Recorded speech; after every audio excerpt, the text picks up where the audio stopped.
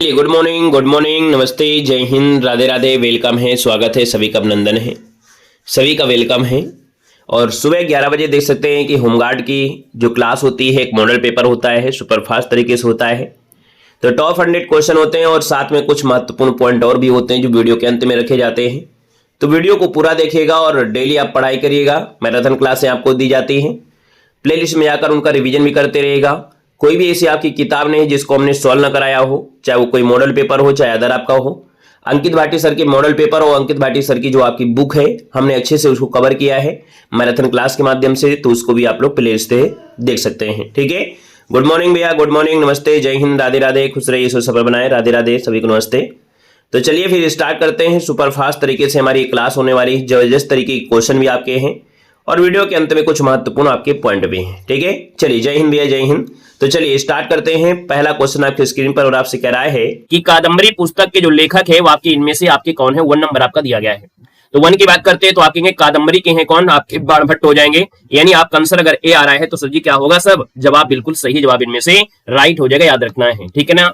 यहाँ पर देखिए अगला क्वेश्चन आपका दूसरा दिया गया है, शेर पंजाब के नाम से कौन विख्यात है। दूसरे नंबर की बात करते हैं तो आपके सर ये आपके लाला लाजपत राय हैं।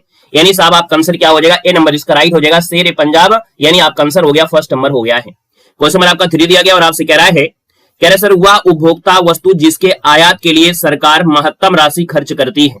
यानी यहाँ पर देखा जाए तो हमने कहा सर जी ये बताइए हमारी जो सरकार होती है वो जो सबसे ज्यादा पैसा खर्च करती है ना, आयात मतलब होता है खरीदने के लिए। तो ऐसी कौन सी चीज है जिसमें पूरा पैसा लुटा देते हैं। तो आप कहेंगे सर अधिकतम पैसा होता है पेट्रोलियम पदार्थ, यानी कच्चे पदार्थ जो आपका होता है पेट्रोलियम। ऑप्शन आपका 20 का राइट हो जाएगा। क्वेश्चन आपका 4 दिया गया है कि भारत में मुगल साम्राज्य के संस्थापक इनमें से कौन थे। चलिए साथ ही जवाब देना है कि भारत में मुगल साम्राज्य के सजी जो संस्थापक थे इनमें से कौन थे। आप कहेंगे सर 4 नंबर का ऑप्शन लगा दीजिए, बाबर। यानी बाबर साहब जिसका ऑप्शन आ रहा है बाबर है, यानी आपका जवाब सजी क्या होगा, बिल्कुल सही हो जाएगा, बाबर हो जाएंगे, याद रखना है ना। यहाँ पर देखा जाए तो आपकी 1526 में आते हैं, आतंक फैला देते हैं और इसके बाद देखा जाए तो कई युद्ध लड़ते हैं, इसके बाद इनका काम भी खत्म हो जाता है। यहाँ पर सर आगे बढ़ते क्वेश्चन आपका 5 दिया गया और आपसे कह रहा है कि डेविस कप किस खेल से संबंधित है। डेविस कप जो आपका है सर किस खेल से संबंधित है, 5 नंबर आपका दिया गया है। तो आगे सर डेविस कप होता है आपके लॉन टेनिस से। यानी आपने जवाब दिया सर जी सी नंबर लॉन टेनिस, तो आपका जवाब सर जी बिल्कुल सही हो जाएगा। क्वेश्चन आपका 7 है कि सापेक्षता के सिद्धांत का जो प्रतिपादन है किस वैज्ञानिक ने किया था। यहाँ पर देखो दिया है सापेक्षता का सिद्धांत, यानी सापेक्षता का सिद्धांत जो दिया है वो आपके अल्बर्ट आइंस्टीन ने दिया था। आपका जवाब अगर भी आ रहा है तो बिल्कुल सही है। और क्वेश्चन आपका दिया है 7 है कि द्रव का घनत्व मापने के लिए किस उपकरण का उपयोग किया जा सकता है। अगर हमें द्रव का घनत्व मापना है तो साहब कौन से उपकरण का प्रयोग किया जाएगा। तो आप कहेंगे सर 7 नंबर का ऑप्शन डी हो जाएगा। सर द्रव दिया है ना, और जब द्रव होता है तो आप कहेंगे सर यहाँ पर हाइड्रो मतलब होता है जल, यानी हाइड्रो मतलब होता है जल। तो आपका आंसर क्या हो जाएगा सर, डी नंबर इसका राइट हो जाएगा, हाइड्रोमीटर हो जाता है। यहाँ पर देखो दिया गया क्वेश्चन आपका 8 दिया है, विटामिन B1 का रासायनिक नाम इनमें से क्या है। चलिए साहब बताना है, विटामिन B1 का रासायनिक नाम पूछा गया है तो B1 का रासायनिक नाम होता है थायमिन। क्या होता है, थायमिन। यानी आपका आंसर सर जी क्या हो जाएगा, सी नंबर थायमिन आपका हो जाता है, याद रखना है। क्लियर हो गया है। यहाँ पर आगे बढ़ते हैं। यहाँ पर देखो दिया गया क्वेश्चन नंबर आपका 9 है कि एक पौराणिक कथा के अनुसार किस देवता ने दशाश्वमेध घाट पर किए जाने वाले दशाश्वमेध यज्ञ के दौरान 10 घोड़ों की बलि यहाँ पर दिया था। यानी यहाँ पर देखा जाए तो सजी जो दशाश्वमेध यज्ञ होता था इसमें 10 यहाँ पर घोड़ों की बलि दी जाती थी। ऐसे यहाँ पर देखा जाए ये पौराणिक कथा है और ये कथा जो आपकी प्रचलित है वो आपके भगवान ब्रह्मा, यानी किस देवता ने कहा, ये आपके भगवान ब्रह्मा ने कहा। तो ऑप्शन आपका बी नंबर है, यहाँ पर राइट हो जाएगा। क्लियर है, ब्रह्मा ने यहाँ पर ये कहा था, याद रखना है। सर आगे बढ़ते क्वेश्चन आपका दिया है, हरारे किस देश की राजधानी है। हरारे किस देश की राजधानी है। तो हरारे सर जी आपकी हो जाएगी जिम्बाब्वे की। यानी आपका आंसर क्या हो जाएगा, बी नंबर है। आपका अगर जवाब आ गया है हरारे, यानी बिल्कुल सही हो जाएगा। अब हमने कहा सर जी यहाँ पर देखा जाए जैसे आपका न्यूजीलैंड है तो न्यूजीलैंड की राजधानी वेलिंगटन है। वहीं पर आपसे पूछे सर नाइजीरिया की राजधानी, तो नाइजीरिया की राजधानी अबुजा है। वहीं पर आपकी नामीबिया की राजधानी तो विंडहाक नामीबिया की राजधानी है। साहब क्वेश्चन मैंने आपका 11 दिया है कि निम्नलिखित में से कौन सा लोक नृत्य है जो उत्तर प्रदेश से आपके संबंधित नहीं है। क्या है, नहीं है। और नहीं है तो भाई बताइए जी तमिलनाडु का है। कहाँ का है, तो आपकी ये तमिलनाडु का है, याद रखना। जो आपका दिया है कावड़ी, ये तमिलनाडु का है, याद रखना। तमिलनाडु का लोक नृत्य आपका है, ठीक है ना। उत्तर प्रदेश में रासलीला, नौटंकी, झूला, चाचरी, कजरी, ये सब आपके रहते हैं। आगे बढ़ते सर क्वेश्चन आपसे अगला पूछा गया है 12 नंबर में, कह रहा है निम्नलिखित में से कौन सा उत्तर प्रदेश का राजकीय पक्षी है। तो उत्तर प्रदेश का सर राजकीय पक्षी आपका जो है इनमें से कौन होगा 12 नंबर में। तो 12 का ऑप्शन आपका बी हो जाएगा सारस, जिसको हम लोग क्रॉच कहते हैं। सारस अर्थात जिसको क्रॉच कहते हैं। और पशु पूछे तो आपका 12 सिंगा होता है। देखो सर जी क्वेश्चन नंबर आपका 13 दिया गया है, विश्व स्वास्थ्य संगठन यानी WHO का जो मुख्यालय है वो आपकी कहां पर है? तो WHO का मुख्यालय पूछा गया है और आप कहेंगे सर WHO का मुख्यालय ये आपकी जिनेवा में है, यानी आंसर आपका फर्स्ट हो जाएगा। देखो हमने कहा सर जी दक्षिणी ध्रुव पर सबसे पहले पहुंचने वाला व्यक्ति कौन सा है? तो दक्षिणी ध्रुव पर पहुंचने वाले सबसे पहले कौन से व्यक्ति थे? तो आप कहेंगे सर ये थे एमंडसन। कौन थे सर जी? एमंडसन आपके थे। एमंडसन आपका आंसर हो जाएगा, डी नंबर इसका राइट हो जाएगा, एमंडसन आपका हो जाएगा। सही, आगे बढ़ते हैं। क्वेश्चन आपका दिया गया है 15 और आपसे कह रहा है कि 1930 में सीवी रमन ने के लिए नोबेल पुरस्कार जीता था। तो सर जी याद रखना, सीवी रमन ने जो 1930 में नोबेल पुरस्कार जीता वो जीता आपके भौतिक के लिए जीता था। यानी देखा जाए सर जी आपका जो आंसर है यहाँ पर आपका भौतिक शास्त्र इसका आंसर आपका राइट हो जाएगा, क्योंकि इन्होंने रमन यानी जैसे बोलते हैं ना रमन इफेक्ट, चंद्रशेखर वेंकट रमन कहते हैं, तो इनको भैया यहाँ पर रमन इफेक्ट के लिए यहाँ पर मिला था। इसके बाद देखा जाए तो आपके आगे चल के यहाँ पर हरगोविंद खुराना को मिल जाता है चिकित्सा में, सुब्रमण्यम चंद्रशेखर को मिलता है भौतिक में, वेंकट रमन का हो गया रसायन में, रविन्द्रनाथ टैगोर को साहित्य में, है ना, मदर टेरेसा, अमर्त्य सेन, कैलाश सत्यार्थी, अभिजीत बनर्जी, ऐसे लोगों के यहाँ पर मिला था। क्वेश्चन नंबर आपका सर जी 16 दिया है, विषाणु के द्वारा होने वाला रोग कौन सा है? विषाणु मतलब होता है क्या सर जी? विषाणु द्वारा होता है मतलब यहाँ पर देखा जाए जो आपका होता है पोलियो। विषाणु एक प्रकार से कह सकते हैं जो आपका ये विषाणु है सर जी पोलियो होता है। यानी जवाब आपका हो जाएगा क्या? यहाँ पर सी नंबर इसका राइट हो जाएगा। क्लियर हो गया है? यहाँ पर क्वेश्चन आपका दिया गया है 17 में, कह रहा है किस स्थान पर national cooperative dairy foundation of India के मुख्यालय की आधारशिला रखी गई है? इसमें आपको परेशान नहीं होना है, ये जो आपके है ना कि कौन से जीवाणु से होते हैं, कौन से आपके ऐसे होते हैं, हम आपको प्रिंटेड हाईलाइट नोट्स के माध्यम से हम आपको पढ़ा देंगे। जैसे कि हमारी क्लास के अंत में हम आपको डेली नोट्स आपको पढ़ाते हैं नोट्स से, है ना। आप लोग जानते होंगे कि हम क्लास के अंत में नोट्स से पढ़ाते हैं, तो जीवाणु और बैक्टीरिया बिल्कुल आपके दिमाग में बैठा देंगे, ठीक है ना। तो सर जी क्वेश्चन नंबर आपका 17 है और आप कहेंगे सर ये जो आपका दिया है नेशनल कोऑपरेटिव डेयरी जो आपका अनुसंधान है ये सर जी आपके अहमदाबाद में जो आनंद आपका है, कहां पर है? अहमदाबाद में जो आनंद है वहां पर आपका है, आंसर आपका डी आपका हो जाएगा। क्वेश्चन आपसे अगला पूछा गया है और आपसे कह रहा है निम्नलिखित में से कौन सा बंदरगाह है जो पोर्डुके के नाम से दी परिप्लस ऑफ द एरिथियन सी के लेखक को ज्ञात किया जाता है? यानी सर 18 नंबर का ऑप्शन हो जाएगा। ये आपके कौन है? तो आप कहेंगे सर अरिकामेडू। क्या है? अरिकामेडू। यानी अरिकामेडू एक बंदरगाह है जो पोर्डेकू के नाम से जानते हैं।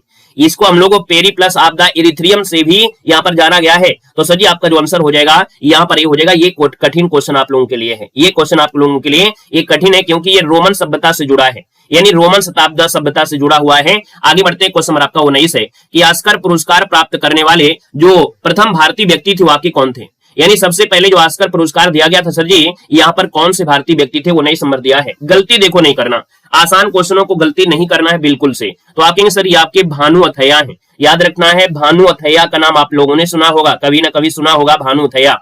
तो ये सर जी कस्ट्यूमर डिजाइनर आपके थे, यानी एक डिजाइनर आपके थे फिल्म गांधी के लिए, है ना। यहाँ पर अभी देखो कमेंट किया था किसी ने कि फिल्म गांधी के लिए इनको सजी 1983 में, कितने में? 1983 में ऑस्कर मिला था। और ये ऑस्कर पुरस्कार जीतने वाली है ना, जीतने वाली प्रथम भारतीय महिला थी, याद रखना है। ये क्या थी? महिला थी। भानु अथैया क्या है? ये महिला है, इसको भी याद रखना महिला है। यहाँ पर आगे बढ़ते क्वेश्चन दिया है नीति आयोग की स्थापना सजी किस वर्ष आपकी हुई थी? यहाँ पर देना है नीति आयोग की स्थापना पूछा गया है। चलिए साहब बताइएगा। हमने कहा सर जी नीति आयोग की स्थापना दिया है। आप सभी को पता होगा कि सर 20 नंबर का ऑप्शन लगभग सबका सही है, यानी 2015 हो जाएगा। लेकिन डेट आप बताएंगे आप लोग। 2015 में तो सबको पता है कि 2015 में हुई थी, लेकिन सब बताइए अप्रैल में हुआ था या जुलाई में हुआ था या जनवरी में? बताओ जल्दी से। यहाँ पर हम आपको लिख दे रहे हैं सर जी आपका जनवरी में हुआ, जनवरी में, या सर जी आपका अप्रैल में, या आपके यहाँ पर जुलाई में।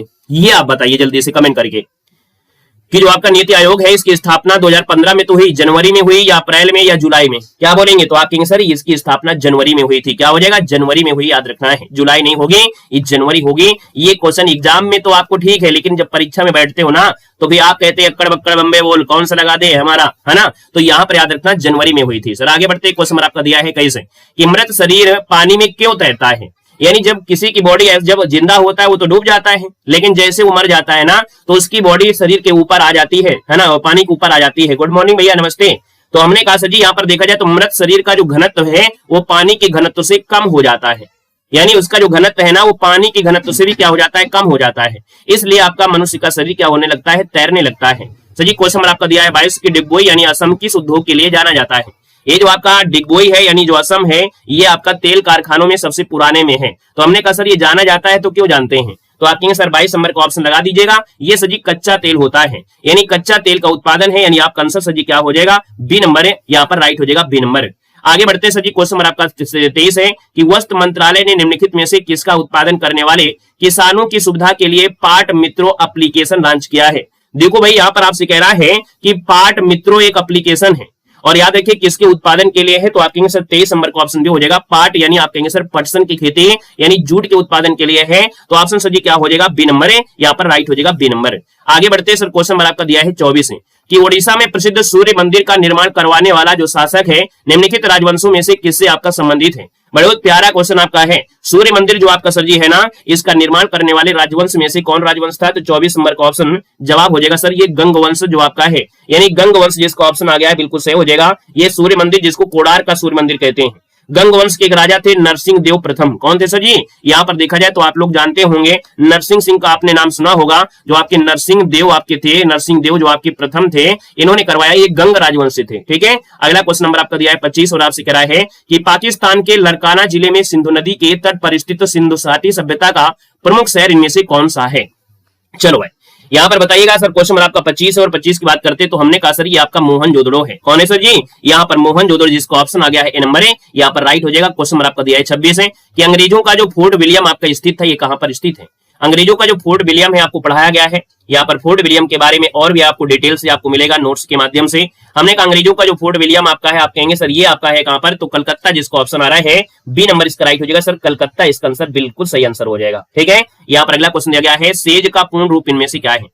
मतलब होता है स्पेशल इकोनॉमिक्स जोन, यानी विशेष आर्थिक क्षेत्र, यानी ऐसा क्षेत्र जो आपकी इकोनॉमिक्स के लिए महत्वपूर्ण हो, ऐसा क्षेत्र जहां पर आपके यहाँ पर इकोनॉमिक्स यानी जानते हैं कि हमारी इकोनॉमिक्स को बढ़ाते हैं, यानी खनिज वगैरह आपके होते हैं, संसाधन होते हैं, ऐसे एरिया को बोलते हैं स्पेशल इकोनॉमिक जोन, यानी इसी को बोलते हैं सेज। तो आपका जवाब सही हो जाएगा सी नंबर है, स्पेशल इकोनॉमिक्स जोन इसका आंसर है, राइट हो जाएगा। यानी ऐसे जो क्षेत्र होते हैं जो शुल्क मुक्त होते हैं, है ना, तो इसका आंसर आपका हो जाएगा सी नंबर आपका बन जाएगा। क्वेश्चन देखो दिया गया और आपसे कह रहा है कंप्यूटर की भाषा में HTTP में H क्या होता है, यानी HTTP जो आपका होता है इसमें सर जी जो H होता है ना, ये क्या होता है, 28 नंबर आपका दिया गया है। तो हमने कहा सर 28 नंबर का ऑप्शन क्या हो जाएगा, आप कहेंगे हाइपर टेक्स्ट ट्रांसफर प्रोटोकॉल होता है। तो सीधी बात है, जब आपसे कह रहा है कि इसका मतलब होता है हाइपर टेक्स्ट ट्रांसफर प्रोटोकॉल, तो आपका आंसर क्या हो जाएगा सर जी, यहाँ पर आपका हो जाएगा हाइपर, यानी ऑप्शन अगर आपका आ रहा है ए नंबर है तो हाइपर सर जी क्या हो जाएगा, इसका आंसर है यहाँ पर राइट हो जाएगा, हाइपर हो जाएगा। क्लियर हो गया है। आइएगा सर नेक्स्ट क्वेश्चन आपसे अगला पूछा गया है और आपसे क्या कह रहा है, कहां गया पेन भाई, पेन भी गायब हो गया, पेन भी गायब हो जाता है क्या, पेन कहां चला गया। चलो यहाँ पर हमने कहा सर कंप्यूटर की जो भाषा है HTTP में, तो हमने कहा सर इसमें H जो आपका है वो क्या है, तो आप कहेंगे सर ये आपका हाइपर हो जाएगा, ए नंबर इसका राइट हो जाएगा, लगा दीजिएगा फर्स्ट नंबर। अगला क्वेश्चन दिया गया है कि प्रथम पंचवर्षीय योजना आपकी कब शुरू हुई थी। पहली पंचवर्षीय योजना स्टार्ट होती है पंडित जवाहरलाल नेहरू जब आपके थे उस समय में 1951 में प्रस्तुत की गई थी, यानी 1951 जो ऑप्शन आपका आ गया है बी नंबर है, यहाँ पर जवाब बिल्कुल सही हो जाएगा। हमने कहा पहली पंचवर्षीय योजना किस पर फोकस कर रही थी, तो आपकी कृषि पर आपकी थी, यानी कृषि पर प्राथमिकता आपकी दी गई थी, याद रखना है।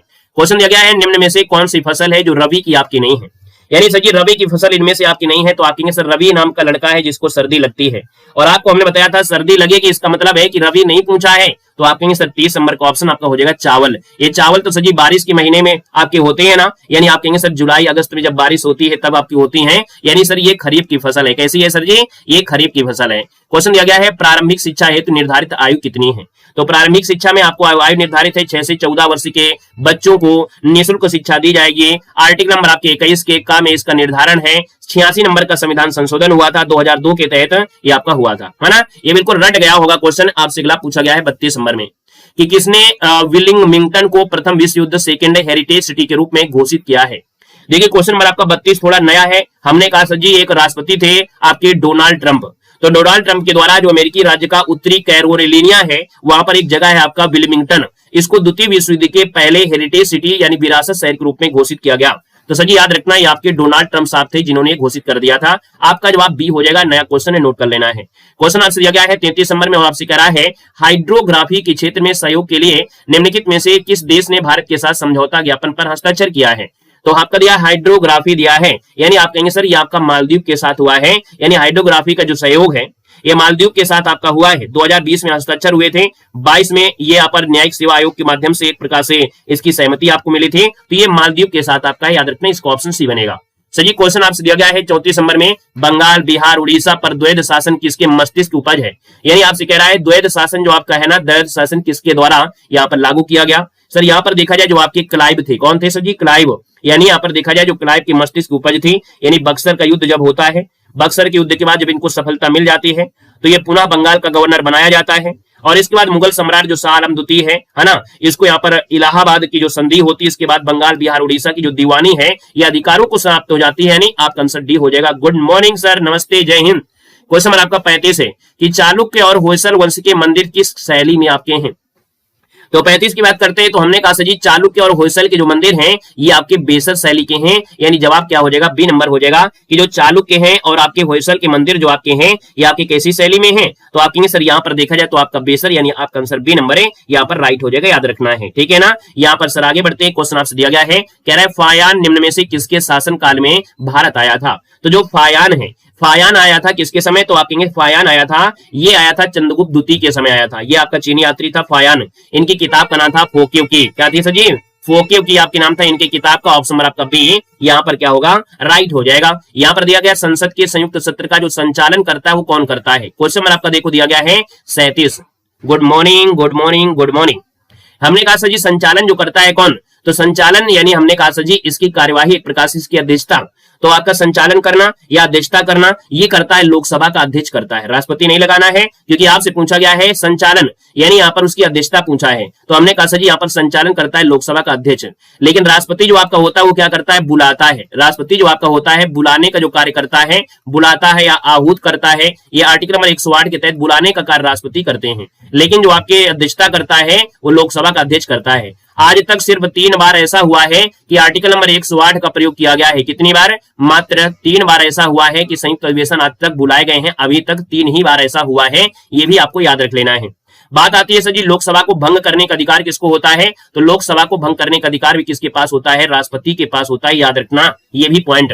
सर जी क्वेश्चन नंबर आपका दिया है 38 नंबर में कि खजुराहो में पाए गए ऐतिहासिक स्मारक किस काल के हैं? बहुत ही प्यारे प्यारे क्वेश्चन आपके हैं, यानी आपके लेवल को अगर हम देख लेते हैं ना तो आपके लेवल के अकॉर्डिंग इतने प्यारे प्यारे क्वेश्चन हैं कि आप समझो कि ऐसे ही प्रश्न आपको पढ़कर जाना है, सिलेक्शन तो होगा ही होगा। यहाँ पर हमने कहा सर जी खजुराहो में पाए जाने वाले ऐतिहासिक स्मारक जो आपके कौन है? साहब राम राम, राधे राधे। 38 नंबर का ऑप्शन हो जाएगा ये चंदेल आपके हो जाएंगे। क्या हो जाएंगे?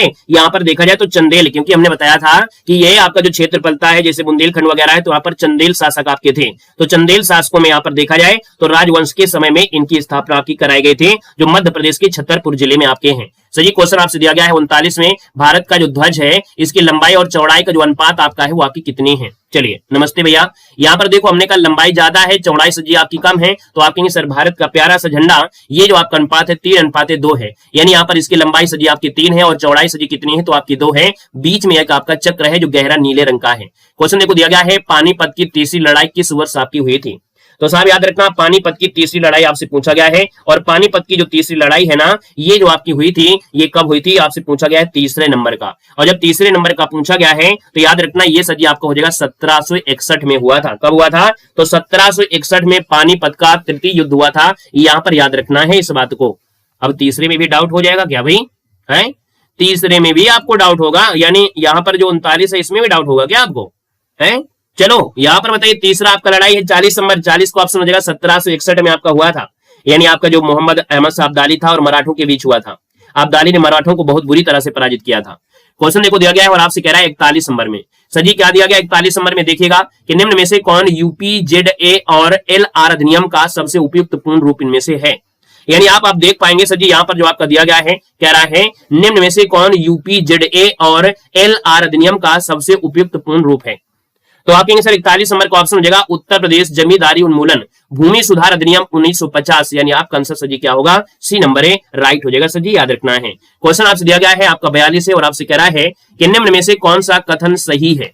कौन सा कथन यहाँ पर क्या है? सही दिया गया है, तो देख लेते हैं सर जी कौन सा कथन आपका सही है। पहला ऑप्शन उठाइएगा, कह रहा 1947 के बाद बोर्ड का जो न्यायिक विंग इलाहाबाद में कार्य करता रहा, इसका जो प्रशासनिक विंग है वो लखनऊ में स्थानांतरित कर दिया गया। आप कहेंगे सर पहला ऑप्शन बिल्कुल सही है, आगे बढ़ने की आवश्यकता नहीं होगी, क्योंकि 1947 के बाद बोर्ड का जो न्यायिक था वो आपका इलाहाबाद था, है ना, और इसका जो प्रशासनिक कार्य सौंप दिया गया वो लखनऊ सौंप दिया गया। पहला ही ऑप्शन आपको मिल चुका है।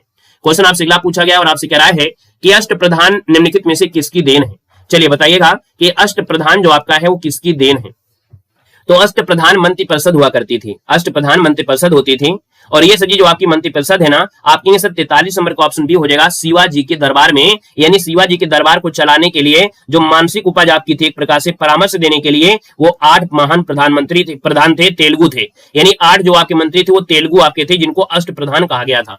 क्वेश्चन आपसे दिया गया है 44 में और आपसे कह रहा है कि बनारस हिंदू विश्वविद्यालय की स्थापना पंडित मदन मोहन मालवीय ने निम्नलिखित में से किसके सहयोग से किया था। तो याद रखना किसके सहयोग से किया था, तो आप कहेंगे सर डॉक्टर एनी बेसेंट से। हमने बताया था ये क्वेश्चन आपका हर बार एग्जाम में पूछा गया है, यानी 1916 में एनी बेसेंट के सहयोग से 1916 में इसकी स्थापना की गई थी। तो आपका आंसर हो जाएगा सर जी डी हो जाएगा। नेक्स्ट क्वेश्चन दिया गया और आपसे कह रहा है 45 है, कह रहा है राष्ट्रपति द्वारा राज्यसभा के लिए मनोनीत किए जाने वाले सदस्यों की जो आपकी संख्या है आपकी कितनी है। तो 45 को ऑप्शन आपका हो जाएगा कितना, 45 को ऑप्शन डी हो जाएगा सर 12 आपका हो जाएगा, जो कि बिल्कुल आसान क्वेश्चन आपका हो गया है। क्वेश्चन दिया गया है धन विधेयक भारतीय संविधान के किस अनुच्छेद से संबंधित है। तो हमने कहा धन अगर होता है तो आपके पास 0 आपको मिलेगा। यहाँ पर देखो लास्ट में 0 मिल गया, यानी 110 में आपको क्या होता है धन विधेयक आपका दिया गया है। जवाब आपका बन जाएगा कौन सा, सी नंबर इसका राइट हो जाएगा। सजी दिया है निम्न में से कौन सा प्रत्यक्ष कर आपका नहीं है। प्रत्यक्ष मतलब जो डायरेक्ट से आपसे वसूला जाता हो उसको प्रत्यक्ष कर कहते हैं। तो हमने कहा यहाँ पर देखा जाए जो आपका बिक्री कर आपका है ना, जो बिक्री होती है बेचने के बाद, यानी आप कहेंगे सर ये प्रत्यक्ष कर आपका नहीं है। ऑप्शन नंबर आपका क्या बनेगा, सी नंबर है, यहाँ पर राइट हो जाएगा। जो बिक्री कर आपका है ये अप्रत्यक्ष कर आपका है। कैसा है, अप्रत्यक्ष कर आपका है। यहाँ पर आगे बढ़ते हैं, क्वेश्चन आपसे अगला पूछा गया है भारत में पहली ट्रेन कब आपकी चलाई गई थी। तो भारत में पहली जो ट्रेन है, पहली जो आपकी ट्रेन है ये आपकी 1853 को, वो भी कब, 16 अप्रैल को। कब है, 16 अप्रैल 1853 को चलाई गई थी। ऑप्शन नंबर आपका यहाँ पर बी हो जाएगा। यानी आप लोगों में से देखा जाए प्रत्यक्ष और अप्रत्यक्ष में बड़ी दिक्कत होती है ना, तो हम आपको एक डाउट आपको खत्म कर देंगे, आपको एक प्रत्यक्ष अप्रत्यक्ष करके एक अलग से मैं यहाँ पर कुछ पॉइंट हम आपको ऐड कर देंगे किसी क्लास में, तो ये समस्या खत्म हो जाएगी, क्योंकि हमने देखा है कि आप लोगों को दिक्कत हुई थी। यहाँ पर आइएगा, राम राम साहब, क्वेश्चन आपको 49 है और आपसे कह रहा है कि मथुरा निम्नलिखित में से किसकी जन्मस्थली है जिसे ब्रज भूमि के नाम से भी जानते हैं। आप कहेंगे सर यहाँ पर देखिए 49 नंबर में जो ऑप्शन ए दिया गया है, यानी भगवान कृष्ण की जन्मस्थली है, जो कि आसान क्वेश्चन है। कह रहे सर ये आंतरिक सुरक्षा विभाग निम्नलिखित में से किस मंत्रालय के अंतर्गत काम करता है। आंतरिक सुरक्षा, जैसे आप लोग हैं, जैसे आप लोग हैं तो आप लोग पुलिस बल से हैं, और आप जैसे पुलिस आपका होता है, आप लोग हैं, ये सब किसके अंडर में है, ये गृह मंत्रालय रेख देख करता है। तो इसका जो आंसर आपका सजी क्या है, ए नंबर इसका राइट हो जाएगा। क्वेश्चन नंबर आपका 51 है, अंगूर की खेती को आमतौर पर क्या कहा जाता है। तो अगर आपसे अंगूर खेती करना कहा जाए तो भैया आपको जानकारी होना चाहिए, इसे बोलते हैं विटीकल्चर। क्या बोलते हैं, अंगूर की खेती को बोलते हैं सजी विटीकल्चर कहा जाता है। विटीकल्चर आपका हो जाएगा। हमने कहा सर जी ये बताइएगा सेरीकल्चर क्या होता है। तो आप कहेंगे सेरीकल्चर होता है रेशम से आपका होता है, रेशम से होता है। एवीकल्चर जो होता है, एवीकल्चर ये होता है पक्षी से। किससे होता है, ये जो होता है पक्षी से होता है, यानी पक्षी पालन जो आपका होता है, पक्षी पालन है, इसको एवीकल्चर कहते हैं। यहाँ पर आगे बढ़ते हैं, क्वेश्चन आपका 52 है और आपसे कह रहा है निम्नलिखित में से कौन सा विकल्प भारत में रबी फसल का उदाहरण आपका नहीं है। चलिए यहाँ पर देखिएगा, हमने कहा सर जी जो आपका रबी फसल नहीं, हमने कहा रबी व्यक्ति का लड़का है, इसको ठंडी लगती है और ठंडी वाली चीजें आपको मिलेंगी सर्दियों में मिलेंगे। तो हमने कहा सर जी नहीं पूछा गया है। इसका मतलब जो आपका 52 नंबर है वो आपका हो जाएगा सर कोहड़ा। ये कोहड़ा जानते हैं आप लोग, कोहड़ा मतलब कद्दू भैया, कोहड़ा मतलब हो गया कद्दू, कद्दू को बोलते हैं कोहड़ा। याद रखिए जो कद्दू होता है कद्दू को बोलते हैं कोहड़ा। तो ये कद्दू कब होता है, कद्दू जब आपको होता है इसको बोलते हैं एक प्रकार से ये जो आपका आता है ना जायद की फसल है ना, ये कैसा है, ये जायद की फसल है। कद्दू कद्दू ककड़ी खीरा है ना, ये ले लो। तो ये कब आता है, तो ये आपके आते हैं जब आपकी गर्मियां आती हैं, पानी वाली फसल है, यानी जायद की फसल आपकी है। ठीक है, आइएगा क्वेश्चन नंबर आपका 53 और आपसे कह रहा है कि हिंदुस्तान रिपब्लिकन एसोसिएशन की स्थापना निम्नलिखित में से किसने यहाँ पर किया था। चलिए साहब बताना, इसका जो आंसर है आपका आंसर क्या हो जाएगा, वो कोड़ा पेट वो कुमड़ा है, ये आपका कोड़ा जो है वो आपका कद्दू है। याद रखिए हिंदुस्तान रिपब्लिकन एसोसिएशन की स्थापना किसने यहाँ पर किया था, 53 नंबर में। चलिए बड़ा प्यारा सा क्वेश्चन है। यहाँ पर देखा जाए तो आपका जो आंसर है 53 नंबर में वो ऑप्शन आपका हो जाएगा डी नंबर है। ये आपके हैं सचिंद्र सन्याल, आपके हैं कौन है, यहाँ पर याद रखना है हिंदुस्तान रिपब्लिकन क्या दिया है, हिंदुस्तान रिपब्लिकन एसोसिएशन की स्थापना किसने की थी। तो याद रखनी ये बात कब की है, ये बात है आपकी 1924 की है। कब की है, 1924 को है। राम प्रसाद बिस्मिल भी इनके साथ थे, साथ में सचिंद्र सन्याल थे और योगेश चंद्र आपकी चटर्जी थे। इन क्रांतिकारियों ने 1924 में कानपुर में, कहां पर, कानपुर में इसका गठन किया था, कानपुर में। तो इसका आंसर जो आपका होगा वो आपका डी नंबर आपका होगा। गलती आप लोगों में से हुई है, एक्सेप्ट करिएगा।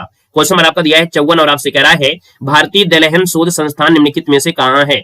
यानी हमने कहा दलहन की बात करते हैं तो आप आ जाइए, हमारे कानपुर में आपका स्वागत है। तो हमने कहा सर जी इसका आंसर आपका हो जाएगा कानपुर में दलहन शोध संस्थान है, यानी आंसर आपका बी नंबर है, राइट हो जाएगा। क्वेश्चन नंबर आपका 55 दिया गया और आपसे कह रहा है कि राष्ट्रपति महात्मा गांधी ने अपना राष्ट्रपिता महात्मा गांधी ने अपनी जीवनी किस भाषा में लिखा है।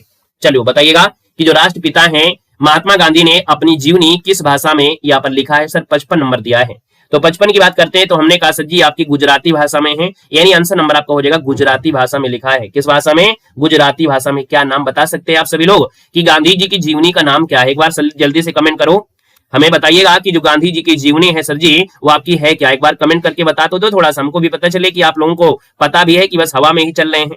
यानी हमने कहा गांधी जी की जो जीवनी है वो है सत्य के साथ प्रयोग, है ना। क्या होता है? सत्य के साथ प्रयोग होता है, यानी जवाब आपका सी नंबर है, राइट हो जाएगा। क्वेश्चन नंबर आपका दिया है 56 में, कह रहे हैं भारत का प्रथम मानव युक्त अंतरिक्ष मिशन इनमें से कौन सा था। चलिए नमस्ते भैया, गुड मॉर्निंग। हमने कहा भारत का प्रथम मानव युक्त अंतरिक्ष मिशन पूछा है और आप 56 का नंबर का जो ऑप्शन देंगे वो देंगे गगनयान था। सर जी क्या था? ये था अपने भारत का 2023 में इसरो के द्वारा लॉन्च किया गया था, ये मानव युक्त अंतरिक्ष मिशन है जिसका नाम था गगनयान। तो आपका आंसर क्या हो जाएगा? ए नंबर गगनयान हो जाएगा, याद रखना है। आइएगा क्वेश्चन नंबर आपका दिया है 57 में और आपसे कह रहा है अमेरिका द्वारा हिरोशिमा पर गिराए गए परमाणु बम का नाम क्या था। यानी अमेरिका ने क्या किया था? हिरोशिमा पर एक परमाणु बम गिराया और ये परमाणु बम का नाम सजी क्या रखा गया था? तो आपके 57 नंबर का जो ऑप्शन है और राइट आंसर बी हो जाएगा लिटिल बॉय था, क्योंकि बात हो रही है हिरोशिमा में। यानी हिरोशिमा में जो आपका था ये आपको 6 अगस्त को गिराया गया था और वहीं पर देखा जाए तो नागासाकी में 9 अगस्त को गिराया गया था। नागासाकी में तो इसका जो नाम था सजी हिरोशिमा पे लिटिल बॉय था। क्या था? लिटिल बॉय था। क्वेश्चन देखो दिया गया और आपसे कह रहा है यहाँ पर 58 नंबर में और आपसे कह रहा है कि संविधान संशोधन के द्वारा मतदान की आयु 61 वर्ष से घटाकर 18 वर्ष कर दी गई थी। तो हमने एक कहानी आपको बताया था सचिन तेंदुलकर से जोड़कर बताया था ना। हमने कहा था सचिन तेंदुलकर बहुत ही कम उम्र गए थे मैच खेलने और पहली गेंद में ही छक्का मार दिया। जब पहली गेंद में छक्का मार दिया 61 हो गया, तो 61 नंबर का संविधान संशोधन था जिसमें 21 वर्ष को घटाकर 18 वर्ष कर दिया। यानी साहब आपका आंसर नंबर है। ये कब किया गया था? तो आपके 1989 में किया गया था। क्या बात बिल्कुल हजम हो रही है ना? हजम हो रही है ना? एक भी पॉइंट गलत नहीं करना है। बहुत प्यारे क्वेश्चन आपके हैं। यहाँ पर देखिए आपका 59 है, निम्न में से कौन सा ग्रह सौर मंडल का आखिरी ग्रह है? कौन सा ग्रह सजी सौर मंडल का आखिरी ग्रह के नाम से जानेंगे? तो आपके सर आखिरी ग्रह दिया है और आखिरी ग्रह दिया है 59 नंबर में। तो आपके सर यहाँ पर देखो जो आपका नेपच्यून है जिसको वरुण कहते हैं। हमने कहा सूर्य से स्टार्ट करते हैं, बुध शुक्र पृथ्वी मंगल बृहस्पति शनि अरुण वरुण, यानी लास्ट में कौन आ गया? वरुण को बोलते हैं नेपच्यून कहते हैं, यानी ऑप्शन आपका पी के साथ हो जाएगा। क्वेश्चन आपका दिया है बलवंत राय मेहता समिति। तो आप बताइएगा बलवंत राय जो मेहता समिति है इनका जो संबंध है वो आपकी किससे है? तो बलवंत राय मेहता समिति की याद रखना है, इन्होंने अपने यहाँ पर जो कार्य किया इनका जो नाम लेते हैं वो स्थानीय स्वशासन के लिए नाम लेते हैं। यानी इन्होंने स्थानीय स्वशासन के विकास के लिए इन्होंने एक सिद्धांत दिया, त्रिस्तरीय सिद्धांत दिया था। तो त्रिस्तरीय सिद्धांत जो आपके लाए थे बलवंत राय मेहता ही लाए थे। ऑप्शन आपका डी यहाँ पर राइट हो जाएगा, याद रखना है। यहाँ पर ए नंबर नहीं देना है, आपको डी देना है क्योंकि आपसे बलवंत राय पूछा। स्थानीय सुशासन मतलब होता है ये कि अपने गांव के विकास से रिलेटेड आपका है। देखो भारत सरकार का जो अधिकृत निकाय है जिसे बोलते हैं अपेडा, ये कृषि क्षेत्र के निम्नलिखित में से किस पक्ष से संबंधित है? यहाँ पर बताएंगे सर कि यहाँ पर 61 नंबर जो दिया है 61 का ऑप्शन हो जाएगा। ये प्रसंस्कृत खाद्य उत्पादों का निर्यात किया जाता है, यानी खाने वाली जो आपकी चीजें होती हैं उनके उत्पादों का निर्यात करना यानी बिक्री करना ही ये आपका पेड़ा होता है। यानी जवाब हो जाएगा सी नंबर है, राइट हो जाएगा। इसका पूरा नाम होता है agriculture and processed food produced export development authority, यानी कृषि एवं प्रसंस्कृत खाद्य उत्पाद निर्यात विकास प्राधिकरण। यहाँ पर सर आइएगा क्वेश्चन आपसे दिया गया है कि केंद्रीय और राज्य करों के डिजिटल जाल की जगह जीएसटी कानून किस वर्ष लागू कर दिया गया?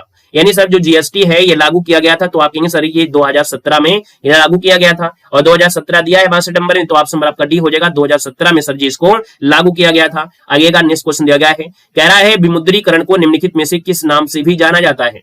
तो विमुद्रीकरण को हम लोग क्या जानते हैं? हमने कहा विमुद्रीकरण को बोलते हैं नोटबंदी। अपनी भाषा में बोले तो ये पेपर जो आपका है ना एक सिंपल सी भाषा का है, यानी शब्दों का जो आपका हेरफेर नहीं है, सीधी बात है कि आपके शब्दों का खेल इसमें डायरेक्ट यहाँ पर दिया है, कोई घुमाव वाला नहीं है। क्वेश्चन देखो दिया है 64 है, भारतीय संविधान के राज्य के निर्देशक सिद्धांतों की जो अवधारणा है निम्नलिखित में से कहां से ली गई है? तो नीति निर्देशक सर जी लिए गए हैं आयरलैंड से। कहां से लिए गए हैं? आयरलैंड से लिया है, यानी आपका जो आंसर है यहाँ पर आयरलैंड के संविधान से है। आपका जवाब फर्स्ट नंबर है, यहाँ पर राइट हो जाएगा। क्लियर है?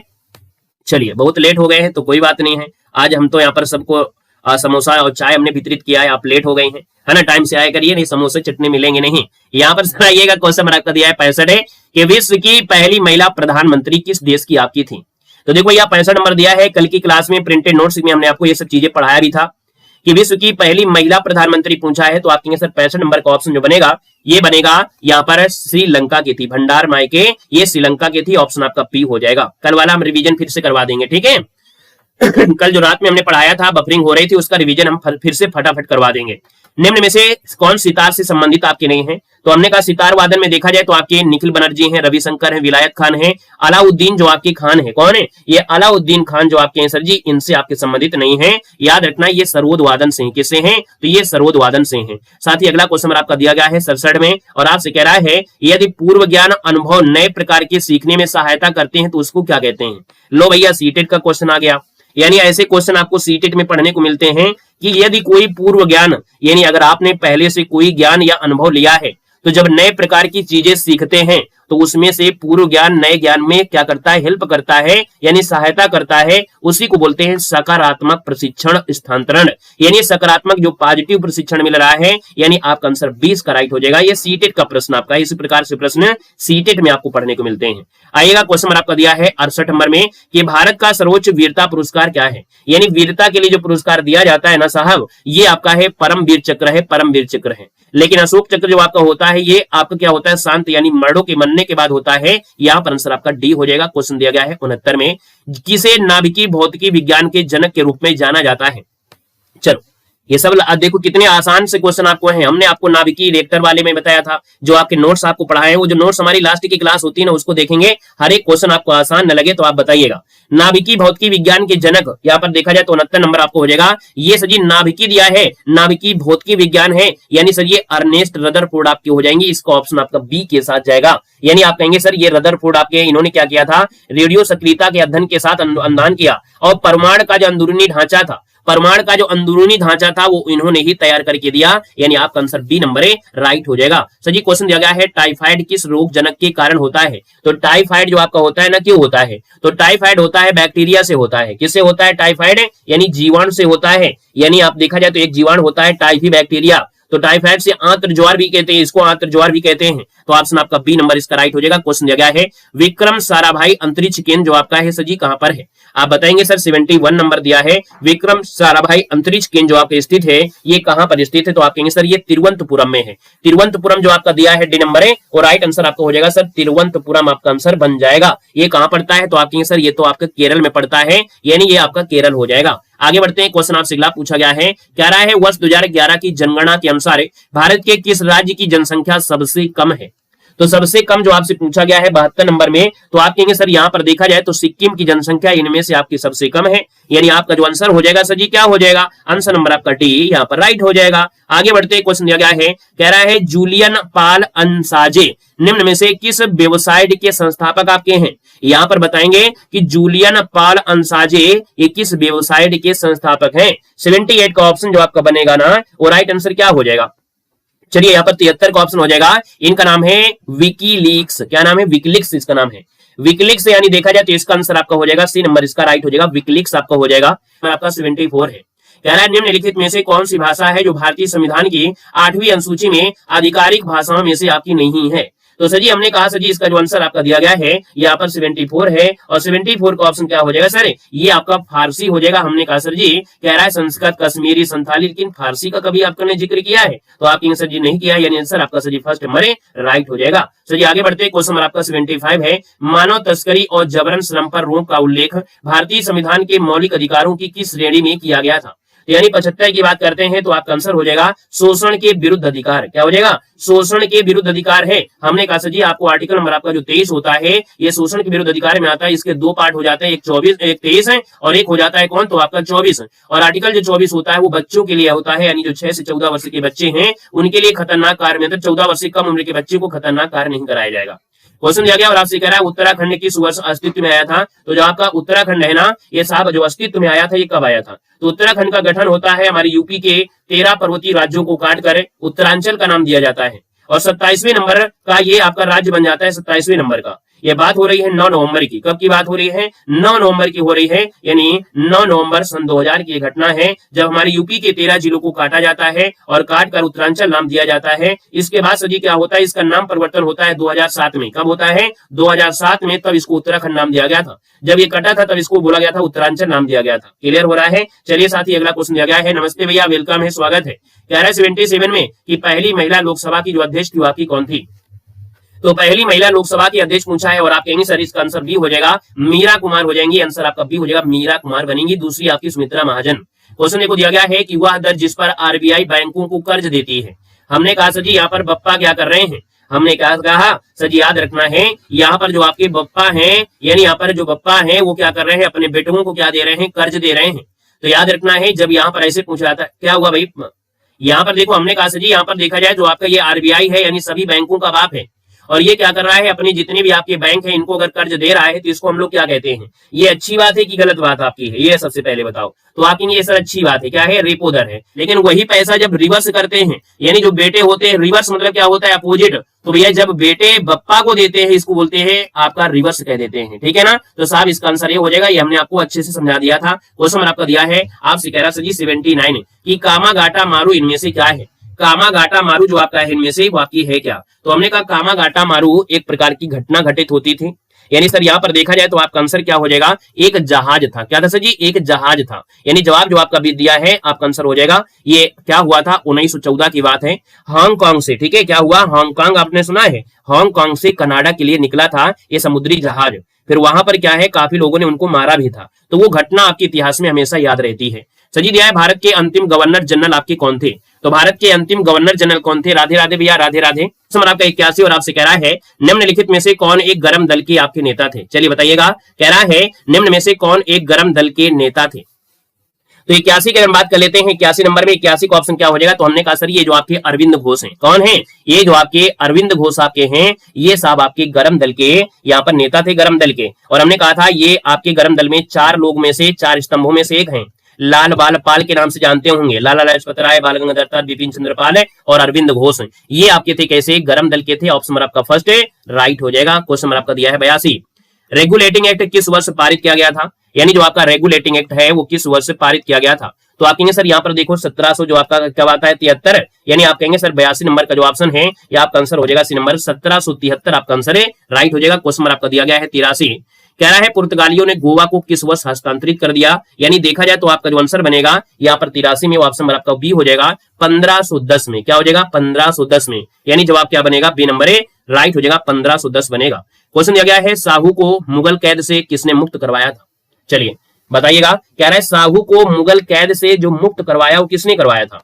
तो ये आपका आंसर क्या हो जाएगा? जल्दी बताओ भाई। ये जो साहू थे औरंगजेब के पुत्र थे, यानी औरंगजेब के पुत्र एक शहजादा आजम थे। ठीक है, याद रखिए औरंगजेब के एक पुत्र थे शहजादा आजम। तो शहजादा जो आजम थे, याद रखना, इन्होंने 1707 में, कितने में? 1707 में यहाँ पर इनको क्या किया? साहू को मुगल कैद से मुक्त करा दिया था, क्योंकि 1707 में औरंगजेब की सजीव मृत्यु हो जाती है। तो आपका आंसर क्या हो जाएगा? शहजादा आजम इसका आंसर बन जाएगा। गुड आफ्टरनून, नमस्ते। क्वेश्चन नंबर आपका दिया है 85 और कह रहा है सर किस अधिनियम के द्वारा ब्रिटिश संसद ने ईस्ट इंडिया कंपनी का भारत में व्यापारिक एकाधिकार समाप्त कर दिया था? यानी अगर हम बात करते हैं सर जी आपकी 85 नंबर में, तो आपका आंसर क्या हो जाएगा? आप कहेंगे सर यहाँ पर जो चार्टर एक्ट आया था 1813 में, कब? 1813 में क्या हुआ? ईस्ट इंडिया कंपनी का जो भारत में व्यापारिक एकाधिकार था वो समाप्त कर दिया था, लेकिन चाय को केवल छोड़कर, यानी जो चाय का व्यापार था और चीन के साथ जो व्यापार था उसको छोड़कर केवल, बाकी जितना भी आपका था ब्रिटिश संसद से ईस्ट इंडिया कंपनी का वो समाप्त हुआ। तो इसका आंसर आपका बी हो जाएगा, राइट। क्वेश्चन दिया गया है किसे मानववाद का जनक समझा जाता है? किसे मानववाद का जनक समझा जाता है? 86 नंबर है। तो हमने कहा सर इसका आंसर बनेगा ये पेट्रार्क है। कौन है? पेट्रार्क हैं, यानी ये फ्रांस के आपके थे, फ्रांस के एक मानववाद का जनक कहा जाता है। यहाँ पर आगे बढ़ते हैं। क्वेश्चन आपका दिया गया है 87 और आपसे कह रहा है पट्टदकल स्मारक जो भारत की स्थापत्य रूपों के लिए प्रसिद्ध आपका है, भारत के निम्नलिखित में से किस राज्य में आपका स्थित है? क्वेश्चन आपको कठिन लग रहे हैं क्या भाई?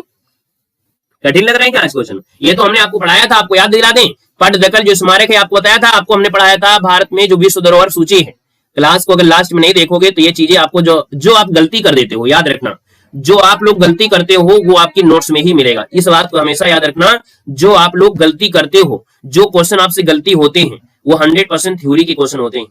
हमने आपको एक दिन पढ़ाया था जितने भी विश्व धरोहर हैं, है ना। क्लास के बाद भी पढ़ाया था, अभी देख लेना 1-2 दिन वाली क्लास के नीचे आपके होंगे, जितने भी विश्व धरोहर थे वो हमने पढ़ाया था। और हमने कहा था कि ये जो आपके होते हैं ना, कभी कभी ये लोकेशन पूछ लेता है कि ये कहाँ का है, आपसे इस भी नहीं पूछी जाती है, आपसे पूछेगा ये सज्जी जो विश्व धरोहर है ये है कहाँ पर, ये बताया गया था। तो हमने कहा सर पट्टदकल जो आपका स्मारक है ये सज्जी आपके कहाँ पर है, आपके कर्नाटक में है, यानी कर्नाटक राज्य में आपका है। याद रखना है, चालुक्य वंश के राजाओं ने यहाँ पर कई मंदिर बनवाया था और कहा था कि पट्टदकल जो आपके स्मारक है इसको यूनेस्को ने क्या किया था 1987 में, क्या है 1987 में पट्टदकल को विश्व विरासत स्थल का दर्जा दिया था। तो यहाँ पर आंसर क्या होगा, सी नंबर इसका राइट हो जाएगा। हमने कहा ना, बापूजी ने कहा था अच्छी राह में चलिए, तो अच्छी राह में तो लगभग सब लोगों के अकॉर्डिंग चलते हैं, लेकिन हम कहते हैं कि अगर हम आपको दे रहे हैं कुछ थ्योरी ना, तो कुछ सोच समझ के ही दे रहे होंगे, नहीं तो हमारी आदत नहीं है कि हम आपको फालतू में आपको पढ़ाते रहे। अगर हम आपको लास्ट की कुछ थ्योरी आपको जो देते हैं ना उसको पढ़ लिया करिए, क्वेश्चन जो आपकी गलती करोगे ना वो गलती वहां से आपकी पूरी कवर हो जाएगी। यहाँ पर सर अगला क्वेश्चन दिया गया है आपसे, कह रहा 88 में कि बैंगनी रंग के जो प्रकाश की तरंगदैर्घ्य लगभग सजी कितनी होती है। यहाँ पर देना है सर जी आपका जो आंसर है, यहाँ पर हमने कहा सर बैंगनी रंग के प्रकाश की तरंगदैर्घ्य लगभग आपसे ये है, तो सर जी ये होता है लगभग 455 से 390 nm के बीच होती है। तो इसका जो आपका आंसर हो जाएगा क्या हो जाएगा, यानी आंसर आपका सी हो जाएगा। यानी एक प्रकार की ऊर्जा होती है जो चुंबकीय तरंगों के रूप में होती है। क्वेश्चन आपसे अगला पूछा गया है, भारतीय संविधान की पांडुलेखन कमेटी के जो चेयरमैन थे वो आपके कौन थे। आपको बताना है भारतीय संविधान की जो पांडुलेखन कमेटी के जो चेयरमैन थे वो साहब इनमें से कौन थे। यहाँ पर क्या हो जाएगा, तो आप कहेंगे सर 89 नंबर का ऑप्शन हो जाएगा डॉक्टर B.R. अम्बेडकर। क्या होगा sir, doctor B.R. Ambedkar first number इसका राइट हो जाएगा। पांडुलेखन किसको कहते हैं, प्रारूप समिति को कहते हैं, इसी को ड्राफ्टिंग कमेटी भी कहते हैं, इसी को प्रारूप समिति भी कहते हैं, इसी को पांडुलेखन भी कहते हैं, यानी साहब कई नाम से इसको जाना जाता है। क्वेश्चन देखो दिया गया और आपसे कह रहा है कि निम्नलिखित में से कौन सा उत्पादन का साधन नहीं है, यानी उत्पादन का साधन नहीं है। तो हमने कहा उत्पादन आपका पूंजी है, सजी श्रम है, भूमि है ना। लेकिन जो आपका चिकित्सा दिया गया है, इनमें से जो चिकित्सा दिया गया है ये उत्पादन का साधन नहीं है। उत्पादन जो आपका होता है वो भूमि से होगा, पैसे से होगा, पूंजी से होगा, श्रम से होगा, ताकत से होगा, लेकिन भैया चिकित्सा से आपको नहीं होगा। यहाँ पर देखो दिया है 91 में कि सार्वजनिक कल्याण विधेयक का ध्येय होना चाहिए, यह किसने कहा था। यानी सर अगर हम बात कर लेते हैं, आपका जो आंसर दिया है यहाँ पर जो आंसर दिया है वो आपका आंसर क्या होगा, तो आप नोट कर लीजिएगा। ये जवाब सही हो जाएगा, ये आपके बिंथम ने दिया था। यानी ये जो आपका दिया था ना कि सार्वजनिक कल्याण विधेयक का ध्येय होना चाहिए, बिंथम ने दिया था। इसका ऑप्शन जो बनेगा वो सी हो जाएगा, बिंथम। याद रखना, ये नया क्वेश्चन आपको है, नोट कर लेना है। यहाँ पर अगला क्वेश्चन आपका दिया है 92 में, किसने कहा था कि विश्व प्रत्येक अवस्था में उत्पाद और भविष्यवाणी दोनों में है। ये जो कहा था वो आपके मार्क्स ने कहा था। इसका आंसर आपका बन जाएगा बी नंबर। सर यहाँ पर दिया सामान्य इच्छा के सिद्धांत को प्रस्तुत किया था, तो सामान्य इच्छा का जो सिद्धांत है ये प्रस्तुत किया था रूसो ने किया था। ये 3 नए क्वेश्चन बिल्कुल अलग से आपके थे। क्वेश्चन आपका 94 और आपसे कह रहा है कि 1817 में कलकत्ता में हिंदू कॉलेज की स्थापना जो किया था वो किसने किया था। कलकत्ता में हिंदू कॉलेज की सजी जो स्थापना किया था वो किसने किया था, तो आपकी ये किए थे आपकी डेविड हेयर ने। किसने किया था, डेविड हेयर ने किया था। और इनके साथ एक और थे अलेक्जेंडर डफ, है ना, और साथ में राजा राम मोहन राय, इनके समर्थन से हुआ था, यानी राजा राम मोहन राय के समर्थन में हुआ। क्वेश्चन देखो आपका दिया है 95 और आपसे क्या दिया गया है, और आपसे कह रहा है कि नवंबर 2025 में फिक्की ने अपनी राष्ट्रीय कार्यकारिणी समिति की बैठक 2025-26 के लिए अध्यक्ष निर्वाचित के रूप में किसे नियुक्त करने की घोषणा किया है। ये घोषणा किया है अनंत गोयनका को। किसको सजी, अनंत गोयनका को अध्यक्ष निर्वाचित यहाँ पर नियुक्त किया है। यहाँ पर देखा जाए ये क्या है, वर्तमान में फिक्की के उपाध्यक्ष हैं। जो अनंत गोयनका हैं ये आपके फिक्की के उपाध्यक्ष हैं, और ये चाह रहे हैं कि जल्दी क्या हो जाए, हर्षवर्धन अग्रवाल जो आपके हर्षवर्धन अग्रवाल ये क्या अध्यक्ष हैं, तो इनकी जगह ये आपको लेने वाले हैं, याद रखना है। क्वेश्चन देखो दिया गया है, क्वेश्चन आपका दिया है 96 और आपसे कह रहा है कि एशियाई युवा खेलों 2025 का जो तीसरा संस्करण है कब और कहां पर आयोजित किया गया था।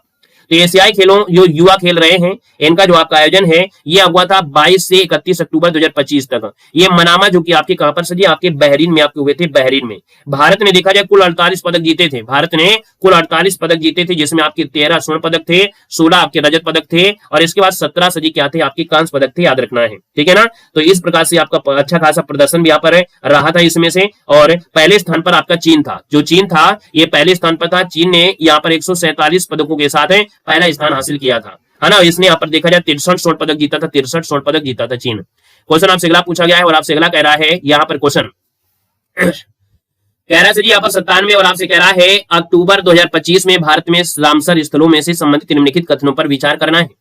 यानी यहाँ पर देखिए अक्टूबर 2025 में रामसर स्थल के बारे में पूछा गया है। तो रामसर स्थल के बारे में पूछा गया है, तो आप देखेंगे सर पहला ऑप्शन, पहले इसके पहले ये देख लीजिएगा कि इनके पहले से जी आपसे दिया क्या गया है, यानी कि ऐसा तो नहीं है कूट आपका दिया गया है, देखो कूट आपके सामने है, यानी क्वेश्चन को थोड़ा सा यहाँ पर छोटा कर लेंगे तो सभी कूट कूट आपको दिखाई यहाँ पर देने लगेंगे। तो हमने कहा सर जी यहाँ पर देखा जाए तो आपसे कह रहा है बिहार के कटिहार जिले में स्थित गोगा बील झील को अंतरराष्ट्रीय महत्व का 94 नंबर का ये रामसर साइट में शामिल किया गया है। तो हमने कहा सर ये बात आपकी सही हो रही है। फिर कह रहा है सर जी गोगी बील झील गंगा और कावेरी नदियों के संगम में स्थित एक आक्सुओ झील है। तो गंगा दिया गया और ये आपकी कोसी नदी दिया गया है, गंगा और कोसी नदियों का संगम आपसे कह रहा है। तो ये बताओ कोसी आपका दिया गया है, कह रहा है सर जी यहाँ पर जो आपका आक्सुओ झील है तो ये आपका यहाँ पर गलत है। यहाँ पर गोगा बील झील बिहार की पहली सामुदायिक आरक्षित झील है और वहीं पर देखा जाए बिहार और रामसर स्थलों की संख्या के मामले में तमिलनाडु उत्तर प्रदेश के बाद तीसरे स्थान पर हो गया है, यानी इसका आंसर आपका 1 और 3 और 4 इसका आंसर हो जाएगा। चलिए आगे बढ़ते हैं, क्वेश्चन आपसे दिया गया है और आपसे कह रहा है 98 नंबर में क्या दिया गया है इसको देखेगा। कह रहा है भारत समुद्री सप्ताह 2025 के संबंध में कथनों पर विचार करना है।